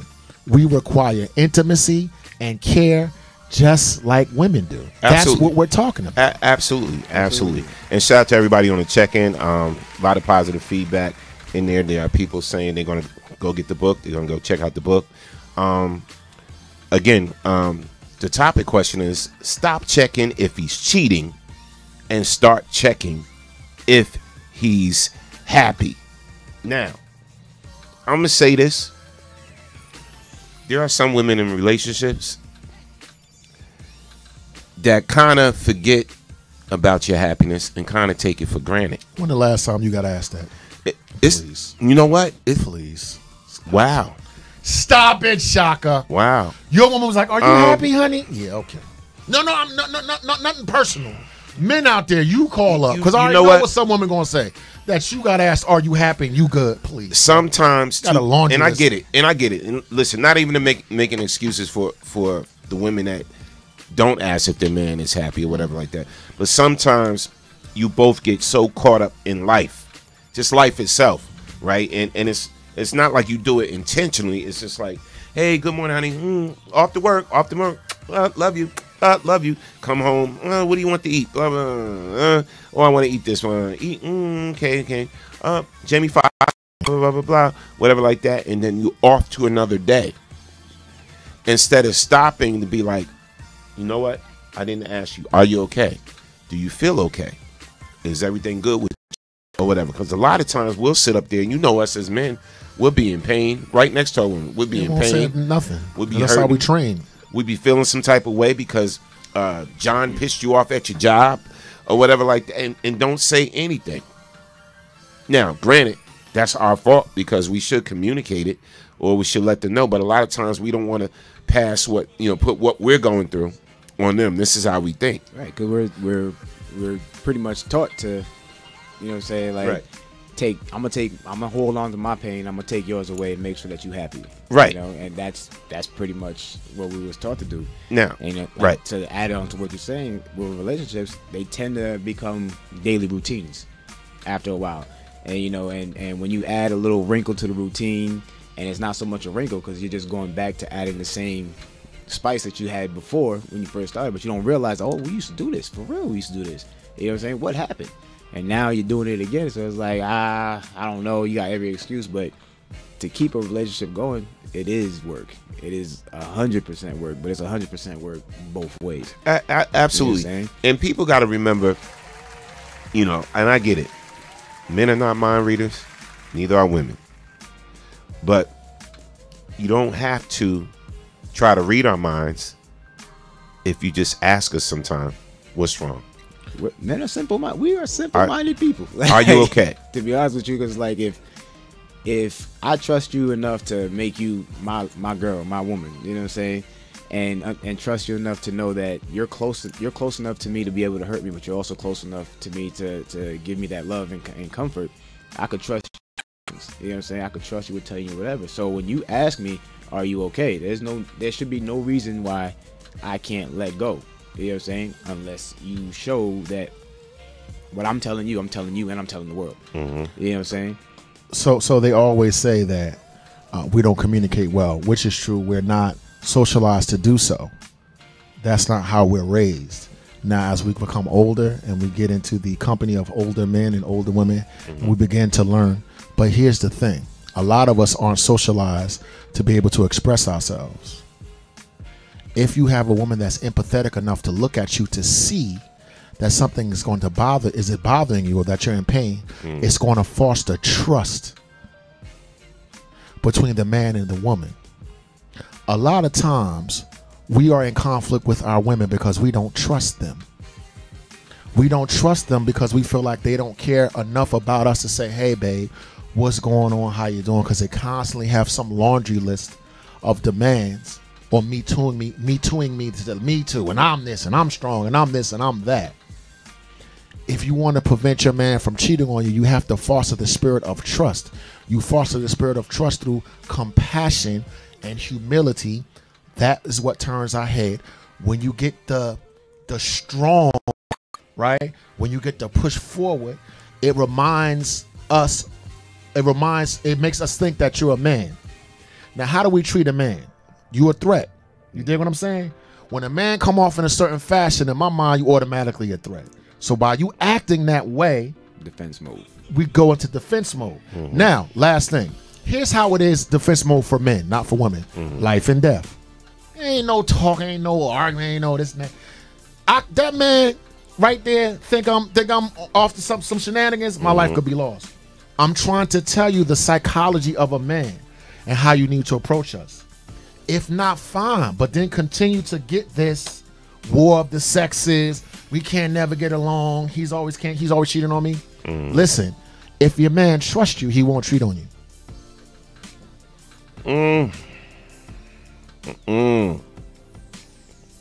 I'm gonna respectfully disagree on that. If your man don't trust you, I said if he trusts you. If he trusts you, yeah, he's not gonna cheat on you. I disagree. Cause sometimes, let me tell you, that's like there are men that just cheat because. Just because. Let's be honest. Let's keep it 300. Now we gonna talk. Go ahead. There are men that just cheat because. There are men that just cheat because they feel they can get away with it. There are men that just cheat because they just never satisfied. They gotta constantly feed a certain hunger. And there are men that cheat because, and this is going more towards your whole thing, that if a man trusts you, whatever. There are men that cheat because they are emotionally deprived in their relationship. They are emotionally deprived in their relationship, right? So now there's never a reason to cheat at all, and there are some men that just don't cheat and not thinking about cheating, and there are some men that think about the consequences if they do cheat, of what they got to lose. You know, and there are some men that love their woman enough that never want to inflict that type of pain upon them. You know, if she found out he cheated, it would totally hurt them. It would break their spirit. Right? So there's lots of different scenarios when it comes to men that cheat and whatever, and you know, a man won't cheat if he's doing this or whatever like that. I know some women that do every damn thing for their man, and bruh still go out there and see the hottie with the big butt, whatever, and the pretty face and the nice done toes and all of that, and he's finding a way he can get with her. He's trying to figure out a way he can get with that or whatever, right? And then you get some men that same woman comes their way and they're like, that's his everything. Looks nice. I'm good at home. Thank you very much. Peace out. So I just can't rock with you on that. That if we trust a woman that we won't cheat. Maybe you won't. Maybe I won't. Here's how I'll respond to that. This ain't the Man Ain't It show. This ain't the immature show. This ain't the knocker show. This is not the abusive show. See, when we talk to women about I'm talking about a certain type of man. There's a certain type of man in this country that's crying silently, that doesn't cheat. No, not all men cheat. Yeah. Men are dogs. Big whoop. We all know that. That's not the kind of man that I'm talking about. I'm talking about the type of man that may have trouble communicating, that doesn't want to cheat, that's holding on by a thread, that is just waiting for his woman that he loves to say, how are you doing? And are you okay? Yes, it's in a man's nature. Is this, that, and the third. There are a million men out there that are suffering in silence, miserable as hell, and are not cheating. And it is for those men that I speak, and it is for me to tell women how you talk to a man. Now, if you got some ruffian, well, we all know women love bad boys anyway, so me too with that. But for the compassionate, hardworking man, if he doesn't feel trusted, if he doesn't feel valued, right? If you have a good man, but that's who I'm talking to for and about. Nah, I feel you on that, but and we were given, all right, so let's put it like this. As a human being, period, you were given the option of choice. You know, you were raised to know that's good, that's bad, that's right, that's wrong. If I do this, this is what's gonna happen. If I do that, that's gonna happen. You know what I'm saying? That's what we were given. We were given that option of free choice. As far as what's going on today, I don't know how too free it is, but you were given the option of free choice. So, in a relationship, if you're not getting what you want out of it, you have the choice. I will either stay or and cheat, or I will just go and let you be somebody else's headache. Help you, or put you in another relationship with somebody where maybe you're a better fit there. And I'm gonna find what I'm looking for out here. You know what I'm saying? So that way you can't really come to me and be like, "Oh, you cheated on me." No, I let you go. Right. You know, we were hurting together, but apart we're fine. You know what I'm saying? And that's what we get. But some dudes, they have that. They know they have that option. They're like, "Nah, she does this real good." You know what I'm saying? I'm gonna keep her. But shorty over there, you know what I'm saying? I'm gonna add her to the team. You know what I'm saying? And those are the kind of dudes is, it is what it is. Yeah, we know those dudes all too well. You know, it is what it is, what they do. But again, you're given the option of choice, and just like to go back to the show, right? With the what you said, right? The topic. Yeah, the topic of the show. Stop checking if he's cheating and start checking if he's happy. And as a woman, you have the choice to pick and choose whether or not you want to trust that man with everything or not at all. See, with me, it's black and white, no gray area. You can't say, "Oh, I trust you," but no, because if you drop that "but," you don't trust me. You know what I'm saying? And if I trust you, I'm gonna tell you I trust you. If I don't, I don't trust you. Here's what a brother said to me the other day, and he's married, and he said this to me the other day, and for him to say that to me, I was like, damn, he must really be going through it, because a lot of times. We want to put up this image, this strong, tough image so much that we're not transparent with one another. You know what I'm saying? Because we gotta keep up this facade. And this brother said to me, he said, "Yo, Norm," he was like, I go home, he was like, "I love my wife." He was like, "But she makes me feel like shit. Like, my wife makes me feel like shit." Hey. He was like, "Facts." He's like, I don't feel good about myself. She makes me feel like I'm not shit." And I just looked, I was like, well, damn, and I was like, why is that? And it was just like, she's very cold, she's very frigid. That's one thing. He was like, she don't care. I could be bleeding out in front of her, whatever like that. She'd be like, "Get a rag, wipe that up." And he was going through all these different scenarios, and I'm like, wow. And I'm like, well, what do you want to do about it? He's like, I want to fix it. And I said, well, the question is, does she want to fix it? Absolutely. And if she does it, now what? Does she want to fix it? Absolutely. You know what I'm saying? And and it's like, I looked at dude, I really, it's as much as, that I have a lot of answers for a lot of things. I'm like, bro, it's gonna start with an open, honest conversation between you two. Straight up, brutal communication between you two of what the problem is, what's going on. That's basically the key, is communication. That makes sure you got always the same way somebody can come talk to you or anybody, come talk. You know what I'm saying? I need you to turn back around.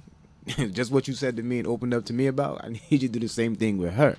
You know what I'm saying? Vice versa with females. So a lot of females can turn to like good friends and stuff like that and talk to them and search for that advice. But a real friend would be like, okay, well, I think the first step is for you to have a conversation with, you know what I'm saying, with them before I can give you any kind of real 100% advice, because it makes no sense for me. I can give you the advice. I can tell you what I think you should do, but the one thing I know you should do is talk to that person, see where they're at mentally.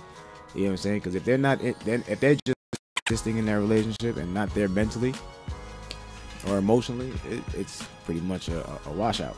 This is a profitable conversation. I too agree that communication is the key. I was also raised that once you get married, you stay married and you never get divorced.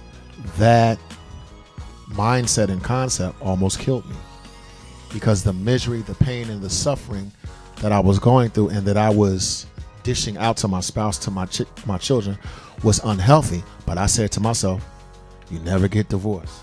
You always stay. And the bad was outweighing the good. So to your friend, unfortunately, there needs to be some communication. There needs to be honesty. I never want to see a marriage broken up. But people sometimes grow apart or are incompatible. And so this is what I don't want. The hatred, like you come home and your spouse is yelling at you and demeaning you Monday, Tuesday, Wednesday, Thursday, Friday, Saturday, Sunday, Monday, Tuesday. That's not healthy for you.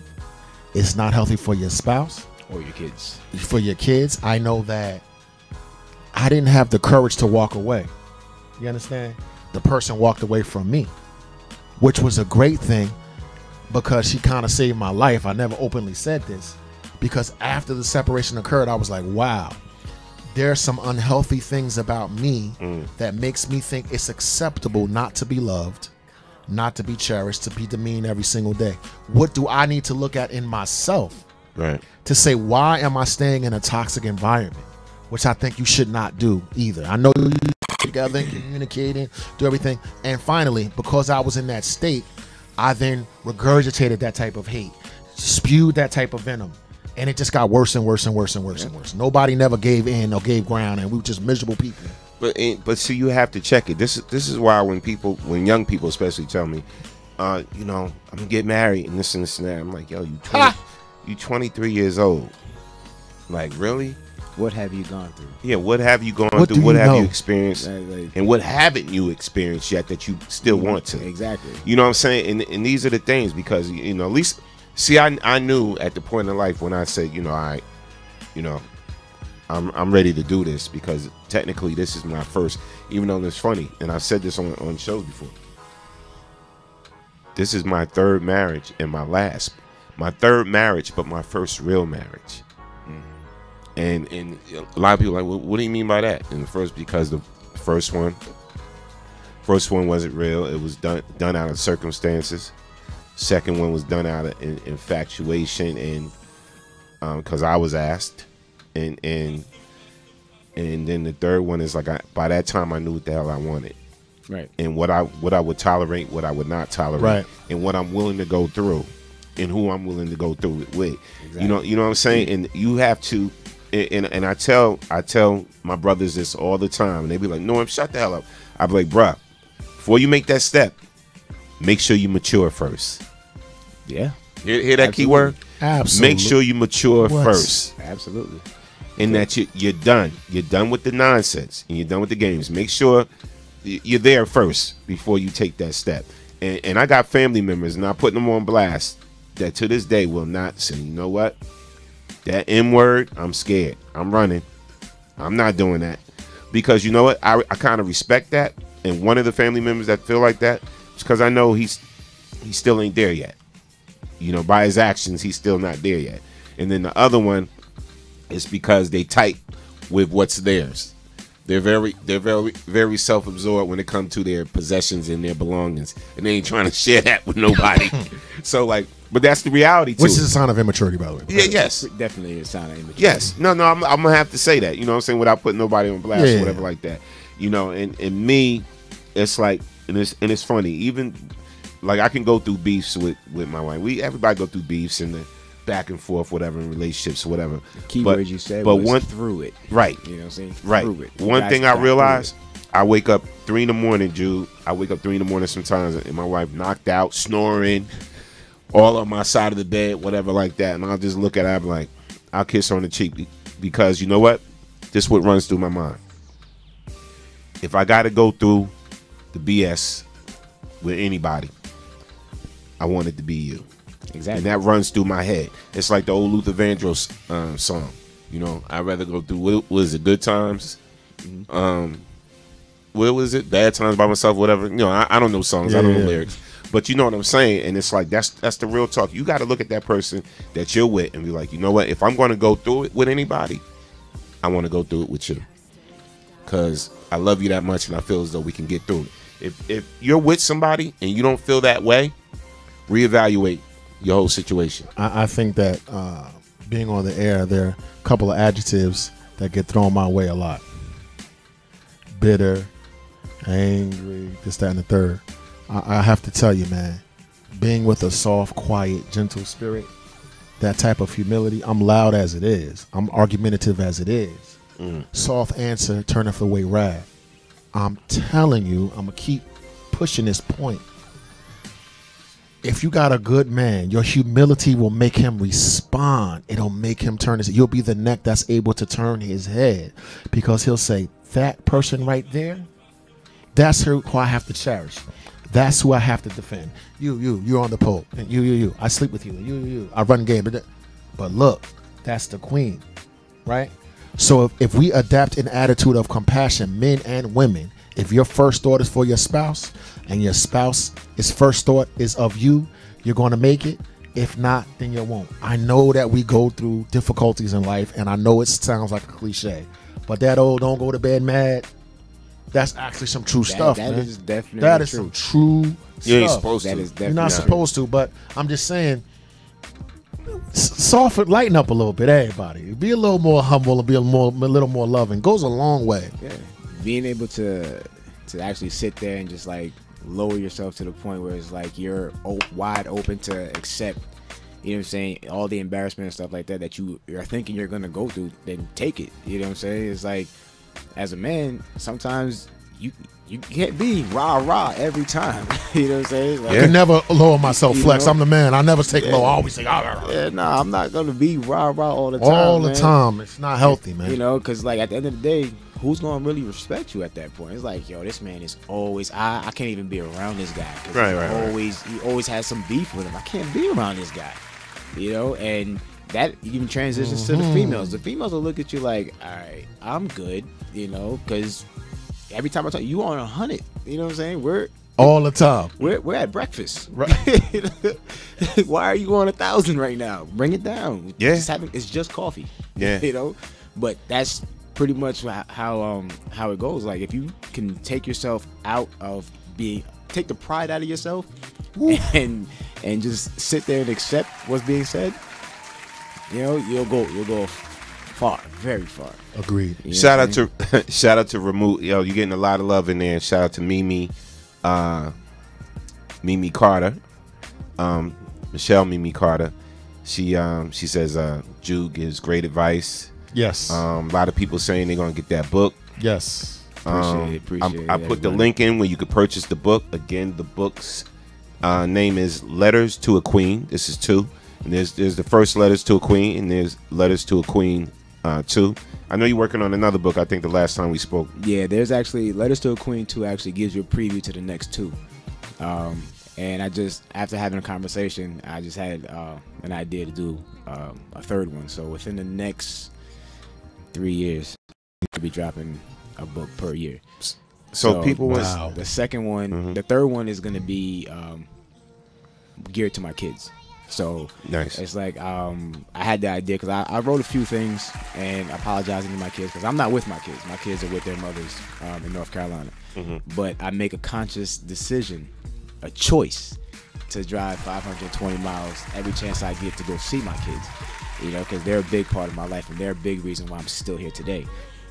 So I decided that I'm gonna put aside all the Letters to a Queen stuff and write something for my kids, and it's called Letters to My Kids.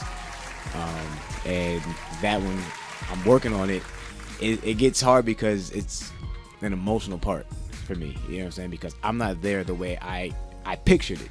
You know, and they say you want to hear God laugh, tell him your plan. Yes. You know, and I'm just like, trying to accept the fact that it wasn't in the plan for me to be there 100% of the time. You know, and it took a lot for me to understand that. And as I write, it's like sometimes I'll sit there and I'll cry. I wrote an apology letter to my son. Couldn't even finish it. Like, I was sitting there like, man, I gotta come back and write this. And then I finally finished it, and everybody else would write it. I shared it with some people, and they were like, "You trying to make me cry?" You know, I'm like, I said, that's not the idea, but now I know it hits where it's supposed to hit. And so that's that book. And then the next after that, that's also insight in the book, Letters to a Queen 2, is Letters to a Queen from a Heartbroken King. So you can't do love all the time and not show the broken aspect of that king and what he's done to push himself to be able to be the king that for the queen in Letters to a Queen.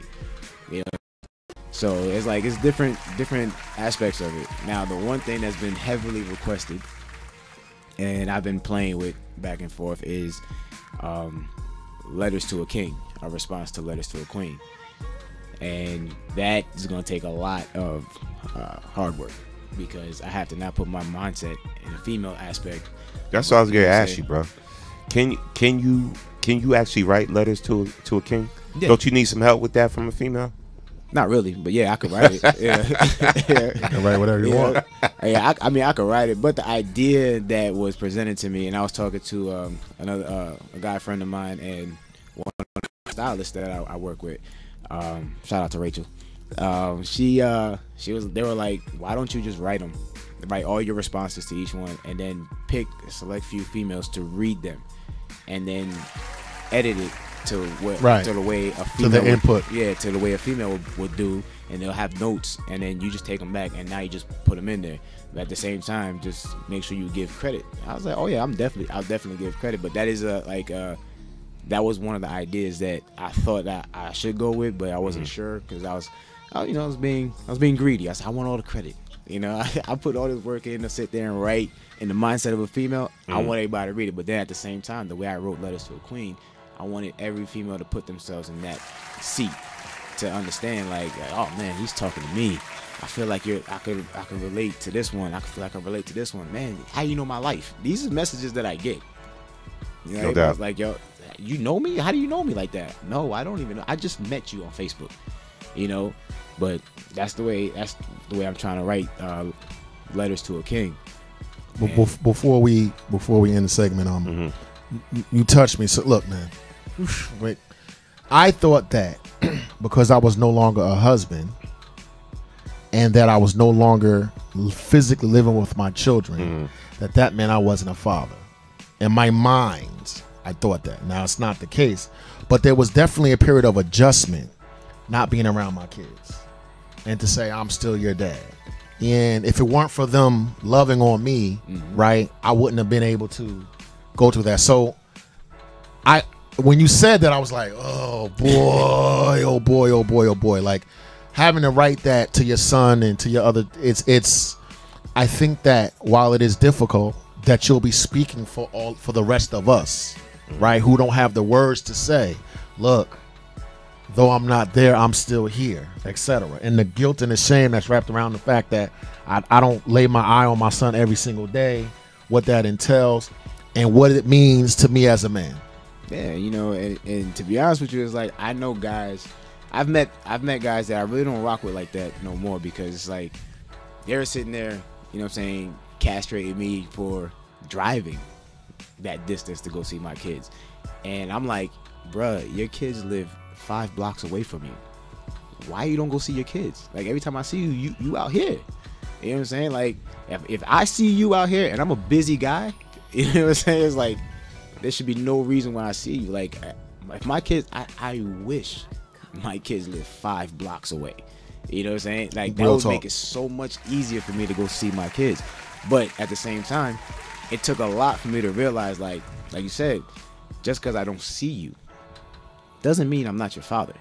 And when my daughter's calling me and saying, Daddy, I'm getting on the phone and I'm talking to her and she's telling me what's going on in school, it's like I'm still there. Right. And the fact that her mother gives me that opportunity to be like, you're still her father. Right. I'll never take that away from you. Respect to her. That is one thing I will never take away from you. My son's mother, she would have my son FaceTime me on a regular basis, and he's 4 years old. He'll be 5 in April. My daughter will be 10 in March. And at young ages, they knew how to work phones, which is beyond me, because my son was FaceTiming me at 2, and I'm like, how do you even know? You can't even, you barely even, right, can talk. How you FaceTiming me? And his mom's like, no, he did that. I didn't call you. I'm not even around him.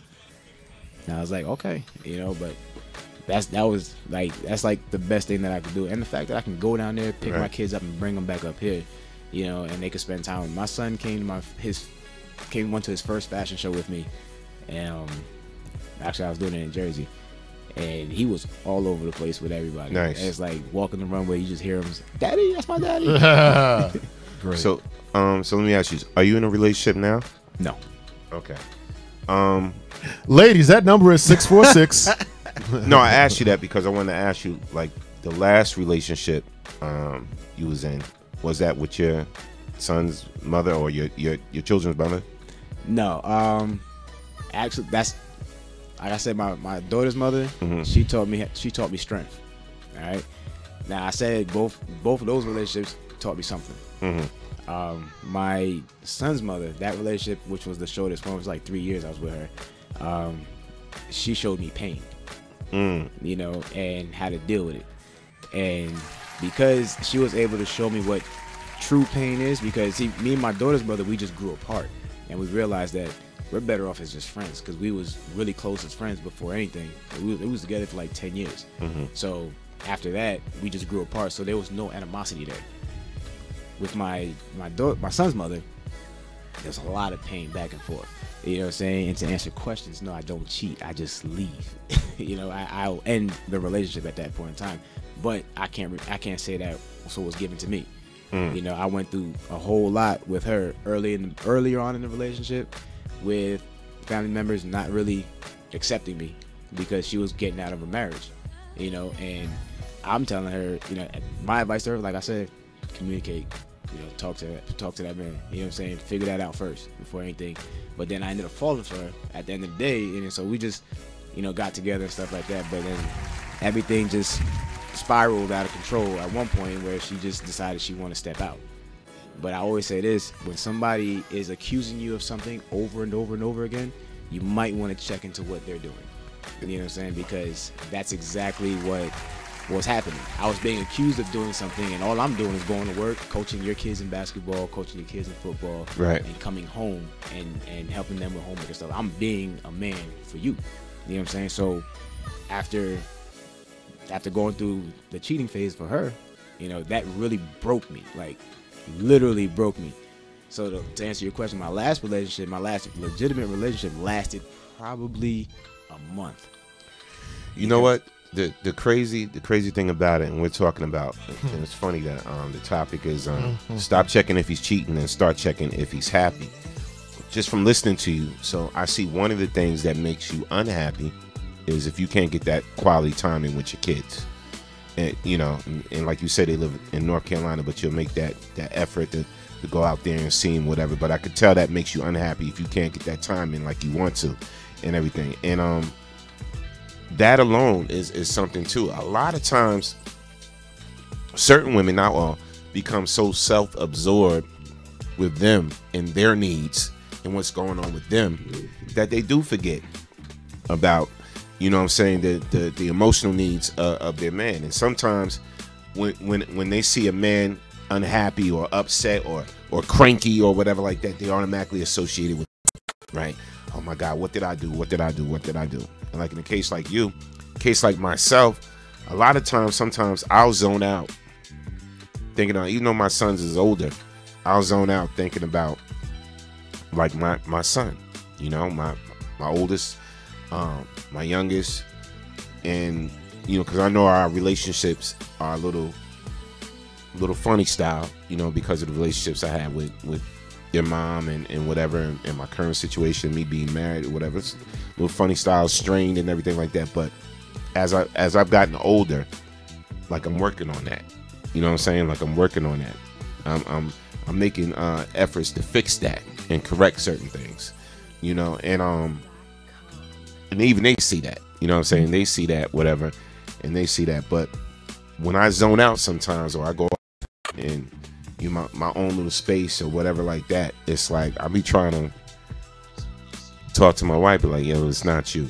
It's not you. I'm just thinking about, you know, my son right now and this situation right now, and how do I handle this situation or whatever. And where I'm at fault is you got to let them know sometimes that it's not them, because women automatically assume that it's them. And they're the problem. That's definitely true. And that's how I jeopardized. I ruined my last relationship. That's why I've been single since. But because I realized that I needed to work on myself. She was like the sweetest girl I've met. You know what I'm saying? Since my son's mother. And the reason that didn't last was because the pain that I was given I held on to it for so long, never let it go, not one time, and just kept telling everybody, "Nah, I'm good. Nah, I don't care what she's doing, whatever." But I'm steadily just checking to see what you're doing. Right. You know what I'm saying? But that was me doing that on the low. And then when I ended up getting with this girl, and it's like, she's sitting talking to her, and I just like, she said something to me, and I just turned around. It's like what she said, like hit a button, you know. And it was like it wasn't even a button for her. It was just a button that it just like, and I just turned around. I just lashed out at her like, "Yo," you know, just went rah rah rah. You know what I'm saying? And she looked at me, and the look she gave me, I've seen it before, but I didn't pay it no mind. I just didn't care. You know what I'm saying? And I was like, whatever. She's like, all right, I'm gonna walk away. And when she walked away, that was it. Like, she walked away. But it took for me to humiliate myself. You know what I'm saying? Bring my rah-rah out of it, take my pride away from it, and realize what I just did. And then I went and spoke to her, and I was like, look, and I apologized to her. I was like, look, I'm sorry. Like, I don't know what happened. You know, I just came out of nowhere, and I'm sorry. You know, I don't know. I can't take it back. You know, because I spazzed on you. You didn't deserve that. Right. And she looked at me. She's like, I understand. It's okay. And that's what you really don't get today too much of, is understanding. She understood what it is I went through in my past relationship before her, and she understood that I still had some things I had to deal with, but she was willing to take that. So before I know he's about to read comments, I wanted to speak to this brokenness. I too was broken, and I asked God if He were to ever put me back together, I wanted to be put back together in a different fashion. After that brokenness, obviously I'm not the same. Okay. But for me to speak from my triggers, which I have, for me to speak from anger and regret, for me to project my pain from a past relationship onto a current relationship, and then have everything blown up, and realize that what broke me, I am now doing to another person, but unconsciously. Right. Because I'm not aware. It's a profitable conversation, or trying to repair a relationship with my son, I'm doing in the process of. Right. What I will say to all of that, brothers, what I will say to all of that is that I choose to work. I do not want to make decisions on my anger, my guilt, my shame, or my brokenness. I am not powerless, and neither are you. You have the power to make a decision to move forward as a man. Now, the people that you've hurt and that you've upset aren't going to initially see that. The way that you stay consistent with that is you remember that God brought you back from the dead. And the fact that you are now alive gives you the strength to continue to be right. And when you practice it and practice it and practice it and practice it and practice it, your environment will begin to change. Last thing, I remember sitting in the tub, man. Look, God. Look, what's up? Take me out or put me back? He put me back. And so when he did, it makes me humble to say, yo, thank you. Yeah, I'm loud and I'm all at the chain. But at the end of the day, he could have took me out.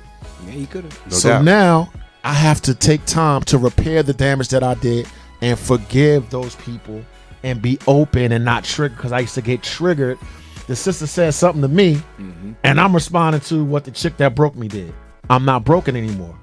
I'm not powerless. I don't have low self-esteem, and I can accept love. I have to tell myself that shit every day. No doubt. Yeah, and it's crazy to piggyback off of that real fast. There was a point in time where I had literally a nervous breakdown. And, Me too. I don't really. Me too. I don't really tell this a lot in case I have. I feel like sometimes it's a teaching moment, and especially a learning moment for myself. And at some point in time, you lose sight of God. And I'll be real. Like, I completely lost. That's what I think a nervous breakdown is. And then I was me and my son's mother actually got into an argument, and I didn't work too far. I didn't work too far from where I lived, and she was like, she took both car keys. I was like, whoa. Like, I gotta get to work. Right. She was like, I'll figure out a way to get there. I was like, all right, whatever. So I'm just gonna walk. Now, this is where it gets tricky, because this is how the devil plays games on you. Because in your weakest moment, he'll just start showing you things that you like, oh, you don't deserve to live, this, that, like, now, those are the thoughts that just kept going in my head. Now, I have to cross, in the walking, cross probably 2 bridges. You know what I'm saying? And the first one, I stood there for a little bit, and I was looking, and I was like, nah. You know what I'm saying? I still had some strength left. Right. You know what I'm saying? So I was like, nah. But in my moment of weakness, I'm literally sending goodbye texts, not even realizing it. You know what I'm saying? I sent one to my daughter's mother, sent one to my son's mother. Now, the one thing I will tell all you ladies, please, if a man sends you a text and it looks like it's like a goodbye text, like for life, ever, don't sit there and say, I don't got time for this. Don't make that your response. Because at that point in time, it gives him that ammo that push to be like, oh, you don't believe me, whatever. And then next thing you know, you on the news, he on the news talking about like, oh my God, he really did it. But I was sitting there, just kept walking, crossing bridge here, crossing bridge there. And then I got to the last bridge or whatever, and I'm just standing there. And the funny thing is, there was a state trooper that pulled somebody over going the opposite direction. There's a whole median in the middle of that. I saw him. I just kept walking, paid it no mind. So then I got to the bridge and I'm standing there, I'm crying, but I'm talking to a good friend of mine, you know, and she was just like, chill. I see what you know, don't do it. You got 2 beautiful babies to live for. And I'm responding, I says, so what? They're better off without me anyway. Right. You see, I was battling in the middle. I was battling a problem of being pulled in 2 different directions. At that point in time, it was like, do you love your daughter who's been here longer, or do you love your son who's just now getting here and then get back to your daughter? Right. But you want to love them both the same because those are your babies. They came from you. You know what I'm saying? And especially with my kids, I wasn't supposed to have kids. You know what I'm saying? So to have 2, let alone have 1, let alone 2, you know, I felt like that was a gift. But I'm getting pulled in so many directions, and all the problems starting to hit me and rush me at the same time. And again, the state trooper was headed the other direction. So when he pulled off, Right. You know what I'm saying? And my homegirl, she lives in South Carolina. So you're in a whole different state. And I'm in North Carolina. You know what I'm saying? I'm like, and she said to me, she was like, stop, you're not going to do anything. And I said, word. So I took a picture and I sent it. I said, this is my view. Feet dangling and everything. Still got the picture. No doubt. You know what I'm saying? And she was like, now all of a sudden she's on 20. It's like, nah, you can't do that. You can't do that. I said, all right, I'm done with you. And I turned my phone off. And in that moment, it's dead silence. Cars are still zipping by, but it's dead silence. I don't hear a word. I don't hear a bird chirping. And the only thing I heard was, son, are you okay? And that was enough to bring me back. I'm like, look over, and it's the state trooper that was in the opposite direction. That pulled off a long time ago. Look at God. You know, and I'm like, and he gets there, and then he just like, and he's like, are you okay? And it's like all the pain, all the hurt, and everything that I was feeling now is gone. You know what I'm saying? So it's like the trooper, he probably doesn't know what's going on, but he just felt like compelled. He's like, yo, what happened? Because I'm talking to him regular now. Like, everything is gone, all the pain, all the hurt, everything that I held on my back is gone. Yeah. And I looked at him, and I'm talking to him regular. Now, here's the kicker. The next cop that comes, he's like, I want to get you some help. You know, I don't want you to just, I'm talking to you, it's like, but just to leave you. Yeah, you know, I want you to get some help. So that way, you know, I don't want to put you in an emergency room because they're just going to look at you, say, give you a Tylenol, some pills and go. Tell you, you know, be about your way. I want you to be able to really talk to somebody.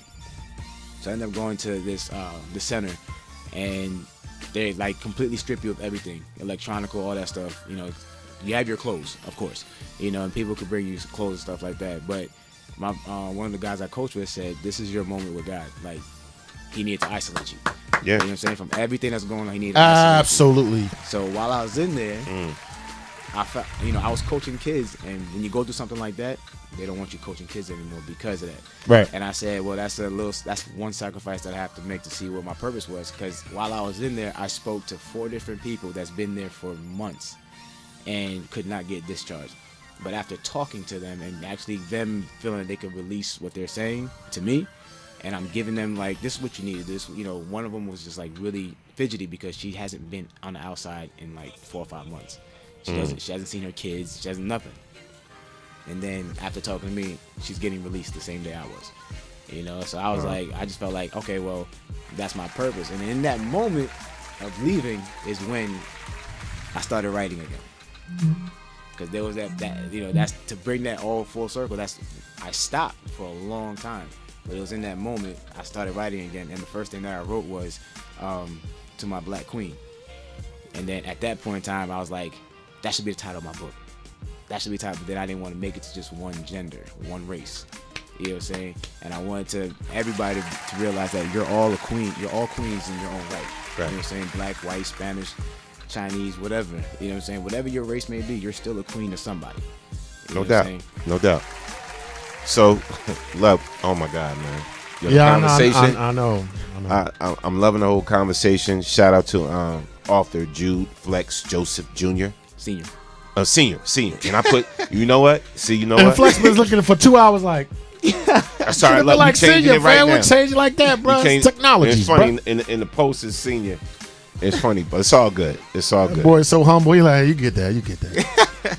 No doubt. So look, again, tell everybody where they can get your books. But you can go to Amazon in the moment. You can go to Amazon.com, and for the first one, you could actually just put Letters to a Queen. It was actually the most searched for book last year. So the minute you put Letters to a Queen, it just popped right up. And hopefully that'd be the same thing for that one, Letters to a Queen too. Put it in. But if you can't find it in that way, Joseph Senior, and it'll pop up for you. No doubt. So this was the first one, right? Yeah, and I chose that cover because somebody told me it looked like an R&B cover. Like I'm about to drop the hottest single. And it's funny because you look like the comedian Flex a little bit. Yeah, I know you hear that a lot. And that's literally where the flex comes from. Oh, for real? Yeah, because everybody, I was running away from it for so long, and everybody was like, "Yo, nah, but you really like Flex. I grew a beard. You look like no facial hair. You look like Flex. Facial hair. You look like Flex." And I was like, "All right, bet. You know what? I'm gonna run with it." And then I ran with it for years, and everybody was like, "Well, why do you put the second X? That's not how you spell it." I said, "Well, it's because I'm twice as handsome." So, you know. I give it the sun, moon, and stars, baby. I've been there, baby. What's a beautiful girl like you doing alone on the island of love? Well, the island alone. Is that right? No doubt. Oh yeah. Again, it was definitely a pleasure talking to you, fam. So we're doing it again. It's going to be an ultimate day party. We're doing it again at the Zulu Bar. You came to the last one, to the holiday party. I definitely had a lot of fun. Actually, I connected with a lot of the artists there too. Really? I'm gonna try to get them to come out in June to do a showcase. No doubt. For John Blasingame. Dope. John Blasingame. I know John. You know John. Yeah. He now does an artist showcase for his weekend shows. So in June we're doing the International Model of the Year competition. Okay. And before that, Friday's the artist showcase. Saturday would be the regular fashion show, and then Sunday will be the competition.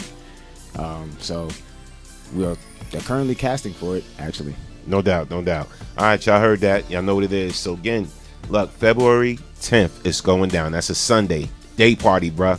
At the Zulu Bar. Yes, 4 to 9. It's going down. It's the official Who Owns the Mic, the Aquarium Birthday Bash. It is also my birthday party as well. Okay. That's my birthday. That's my born day and everything. You DJing for your own birthday? I'm going to DJ for an hour. I'm gonna do a set. Silly. Just a set? I'm just going to do a set. I'm gonna do a set, man. And everybody it do grown and sexy. Like, yes, it's like the vibe is ridiculous. You know, it's great. It's Thank great you, my vibes, brother. great people, great all kinds of love and everything. I'm gonna let you tell you. No doubt. So again, it's going to be at the Zulu Bar. That's 437 Main Street, West Orange, New Jersey. I don't care where you got to drive in from. I don't care what train you got to take, whatever. The last thing we did there was awesome. It was epic. We had a great time. It's a grown, sexy affair. Again, it's only $10 admission again, just $10. The food is great. Drink specials is awesome. It's going down. If you're a performer, if you sing, spoken word artist, comedian, Flex, you got to do something, man. You got to get up there, do some spoken word or something. See, here's the problem with that.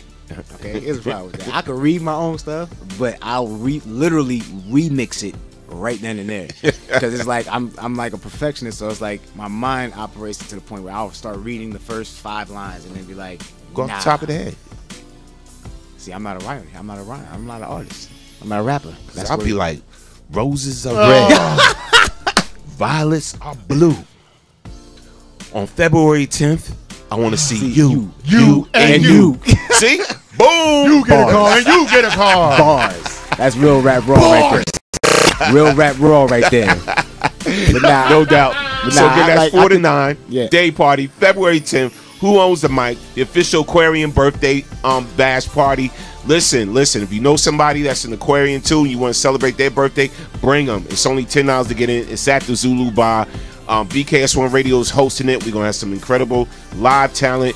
DJ Okie E gonna be on the ones and twos. Storm Norm, your own Storm Norm, gonna be on the ones and twos, rocking out. We keeping the music grown and sexy. It's gonna be a great time. Please come on out and celebrate. We're gonna post the link up. You want to get your $10 ticket early, just to make sure your spot is secure and everything like that. But it's gonna be an awesome day party. It's gonna be epic. Come on out. It's a Sunday, 4 to 9 p.m. All right, and real fast, you know, I know she'll kill me if she sees this and don't say I didn't say a word. Shout out to my manager, Andreen Lady Doves Williams, because she's actually transitioned my whole look to be the look that I am today. You know what I'm saying? So it's like the modeling was one thing, but she gave me a whole image. You know, I was okay with just walking the runway, but she was like, no, I see something in you. I had a full-grown beard, like Ross. I was Rossing it out, and she was like, nah, you're gonna cut it off. You know how long I grew that beard? I literally cried in the barber seat. I was like, come on, man. My barber was pissed off. He didn't talk to me for like 2 weeks. He was like, look, man, it took a long time for me to groom this, man, and now you gonna just cut it off? Because she said so. I said, yeah, absolutely. No doubt. I know we gotta go. I just wanted to say this to you, man. The rest of your life is gravy. Like when you go through that experience of being reborn, it changes your perspective, and it gives you the faith and the courage to basically live the rest of your life. And so as I was listening to your story, it resonated with me because I had a nervous breakdown too. I'm not going to have another one because I'm reborn. So I identify with coming through that type of fire and giving yourself a sense of purpose and a sense of humility. Lastly, knowing that since you've gone through adversity before, you can go through adversity again, and you can make a decision to spread love in life. Love the transparency, bro. No doubt, man. Again, we want to thank you, Jude Flex Joseph Sr., for coming on to the Man Cave Morning Show, BKS1 Radio. No doubt. Please go out there, get that book, people. It's called Letters to a Queen 2. And there's also the first one as well. You can get in on Letters Amazon Books and everything. Go out there, make that purchase, support, and see what this amazing, intelligent young brother has to say, all right? You know what it is, man. We appreciate you coming on to the show. Definitely appreciate you having me. Thank you. Now listen. If you didn't get enough of Jude Flex Joseph Sr., he will be on the Al Show tonight. He'll be on the Al Show tonight. The ladies. With the ladies, 7:30 p.m. tonight. All right, so you can tune back into BKS1 Radio. Girl? I will post up the link. No, baby, no, I would never do that to you, girl. Check them out with Queen B and Chanel. Queen B, Chanel, as they do their thing. BKS1 Radio family, man. We got to spread the love. No doubt. It's funny because Julian said, can you handle the women by yourself? I said, 75% of my family is women. So I'm good to go. No doubt. No doubt. I'll be cooking dinner for Queen B. No doubt. And Jude Flex Joseph Sr., he'll be up in the building on February 10th rocking out with us and everything. We want to get him on that mic, though. We want to get him on that mic. Just doing what he does, man. Reading a passage or something like that from his book. I'll read a passage. I'll send you a beat that one of the beats that I write. All right, you can read. So, no doubt. That's what's up. So there it is. There it is, man. It's going down February 10th. Again, we want to thank everybody for joining us, man. We will be back tomorrow morning, same bat time, same bat channel. We sticking to that. It's a new year and everything. See y'all tomorrow, 11 a.m. All right, for the Man Cave Morning Show. We ain't changing it to the Today Show. We're going to get our butts in here in the morning and do what we do and rock out. But I want to give a shout out to McDonald's and Wendy's. yes. Donald Trump. And Burger King. Don't forget Burger King. For this great king right here that wrote this amazing book, after the show, we are going to dine you like taking you to McDonald's. We take you to McDonald's right here. 10-piece nuggets, sir. Yes. For you. For me? 10-piece nuggets. I appreciate and that. guess what? McDonald's has many fries. Sweet and sour. many and barbecue sauce. Many son. What? Many fries. pay the extra 50 for the sauce. 50 for the sauce. Exactly. 50 for the On sauce. BKS1, sir. Exactly, my brother. It's like the We president. appreciate y'all, man. We thank y'all for rocking out with us. We'll see y'all tomorrow morning. Listen, in case somebody missed this information, in case somebody missed this show, share it out. Share it out. Post it up. Share it out. Post it up and represent, man, because you know what? This show is never about us. It's always about you. Because you are the next best kept secret. See y'all tomorrow Wakanda morning. forever. Bang, Peace bang, and bang, blessings. bang. Tune into the Owl Show tonight. Also, In the Game Sports Show right after the Owl Show. You already know what it is, man. BKS1 Radio. Appreciate y'all. I can't wait to see him on the Owl Show. And we love y'all, people. We love I can't y'all. wait to see him spit to them chicks We tonight. really love y'all. I have a monogram shirt. Hey. Hey. It's the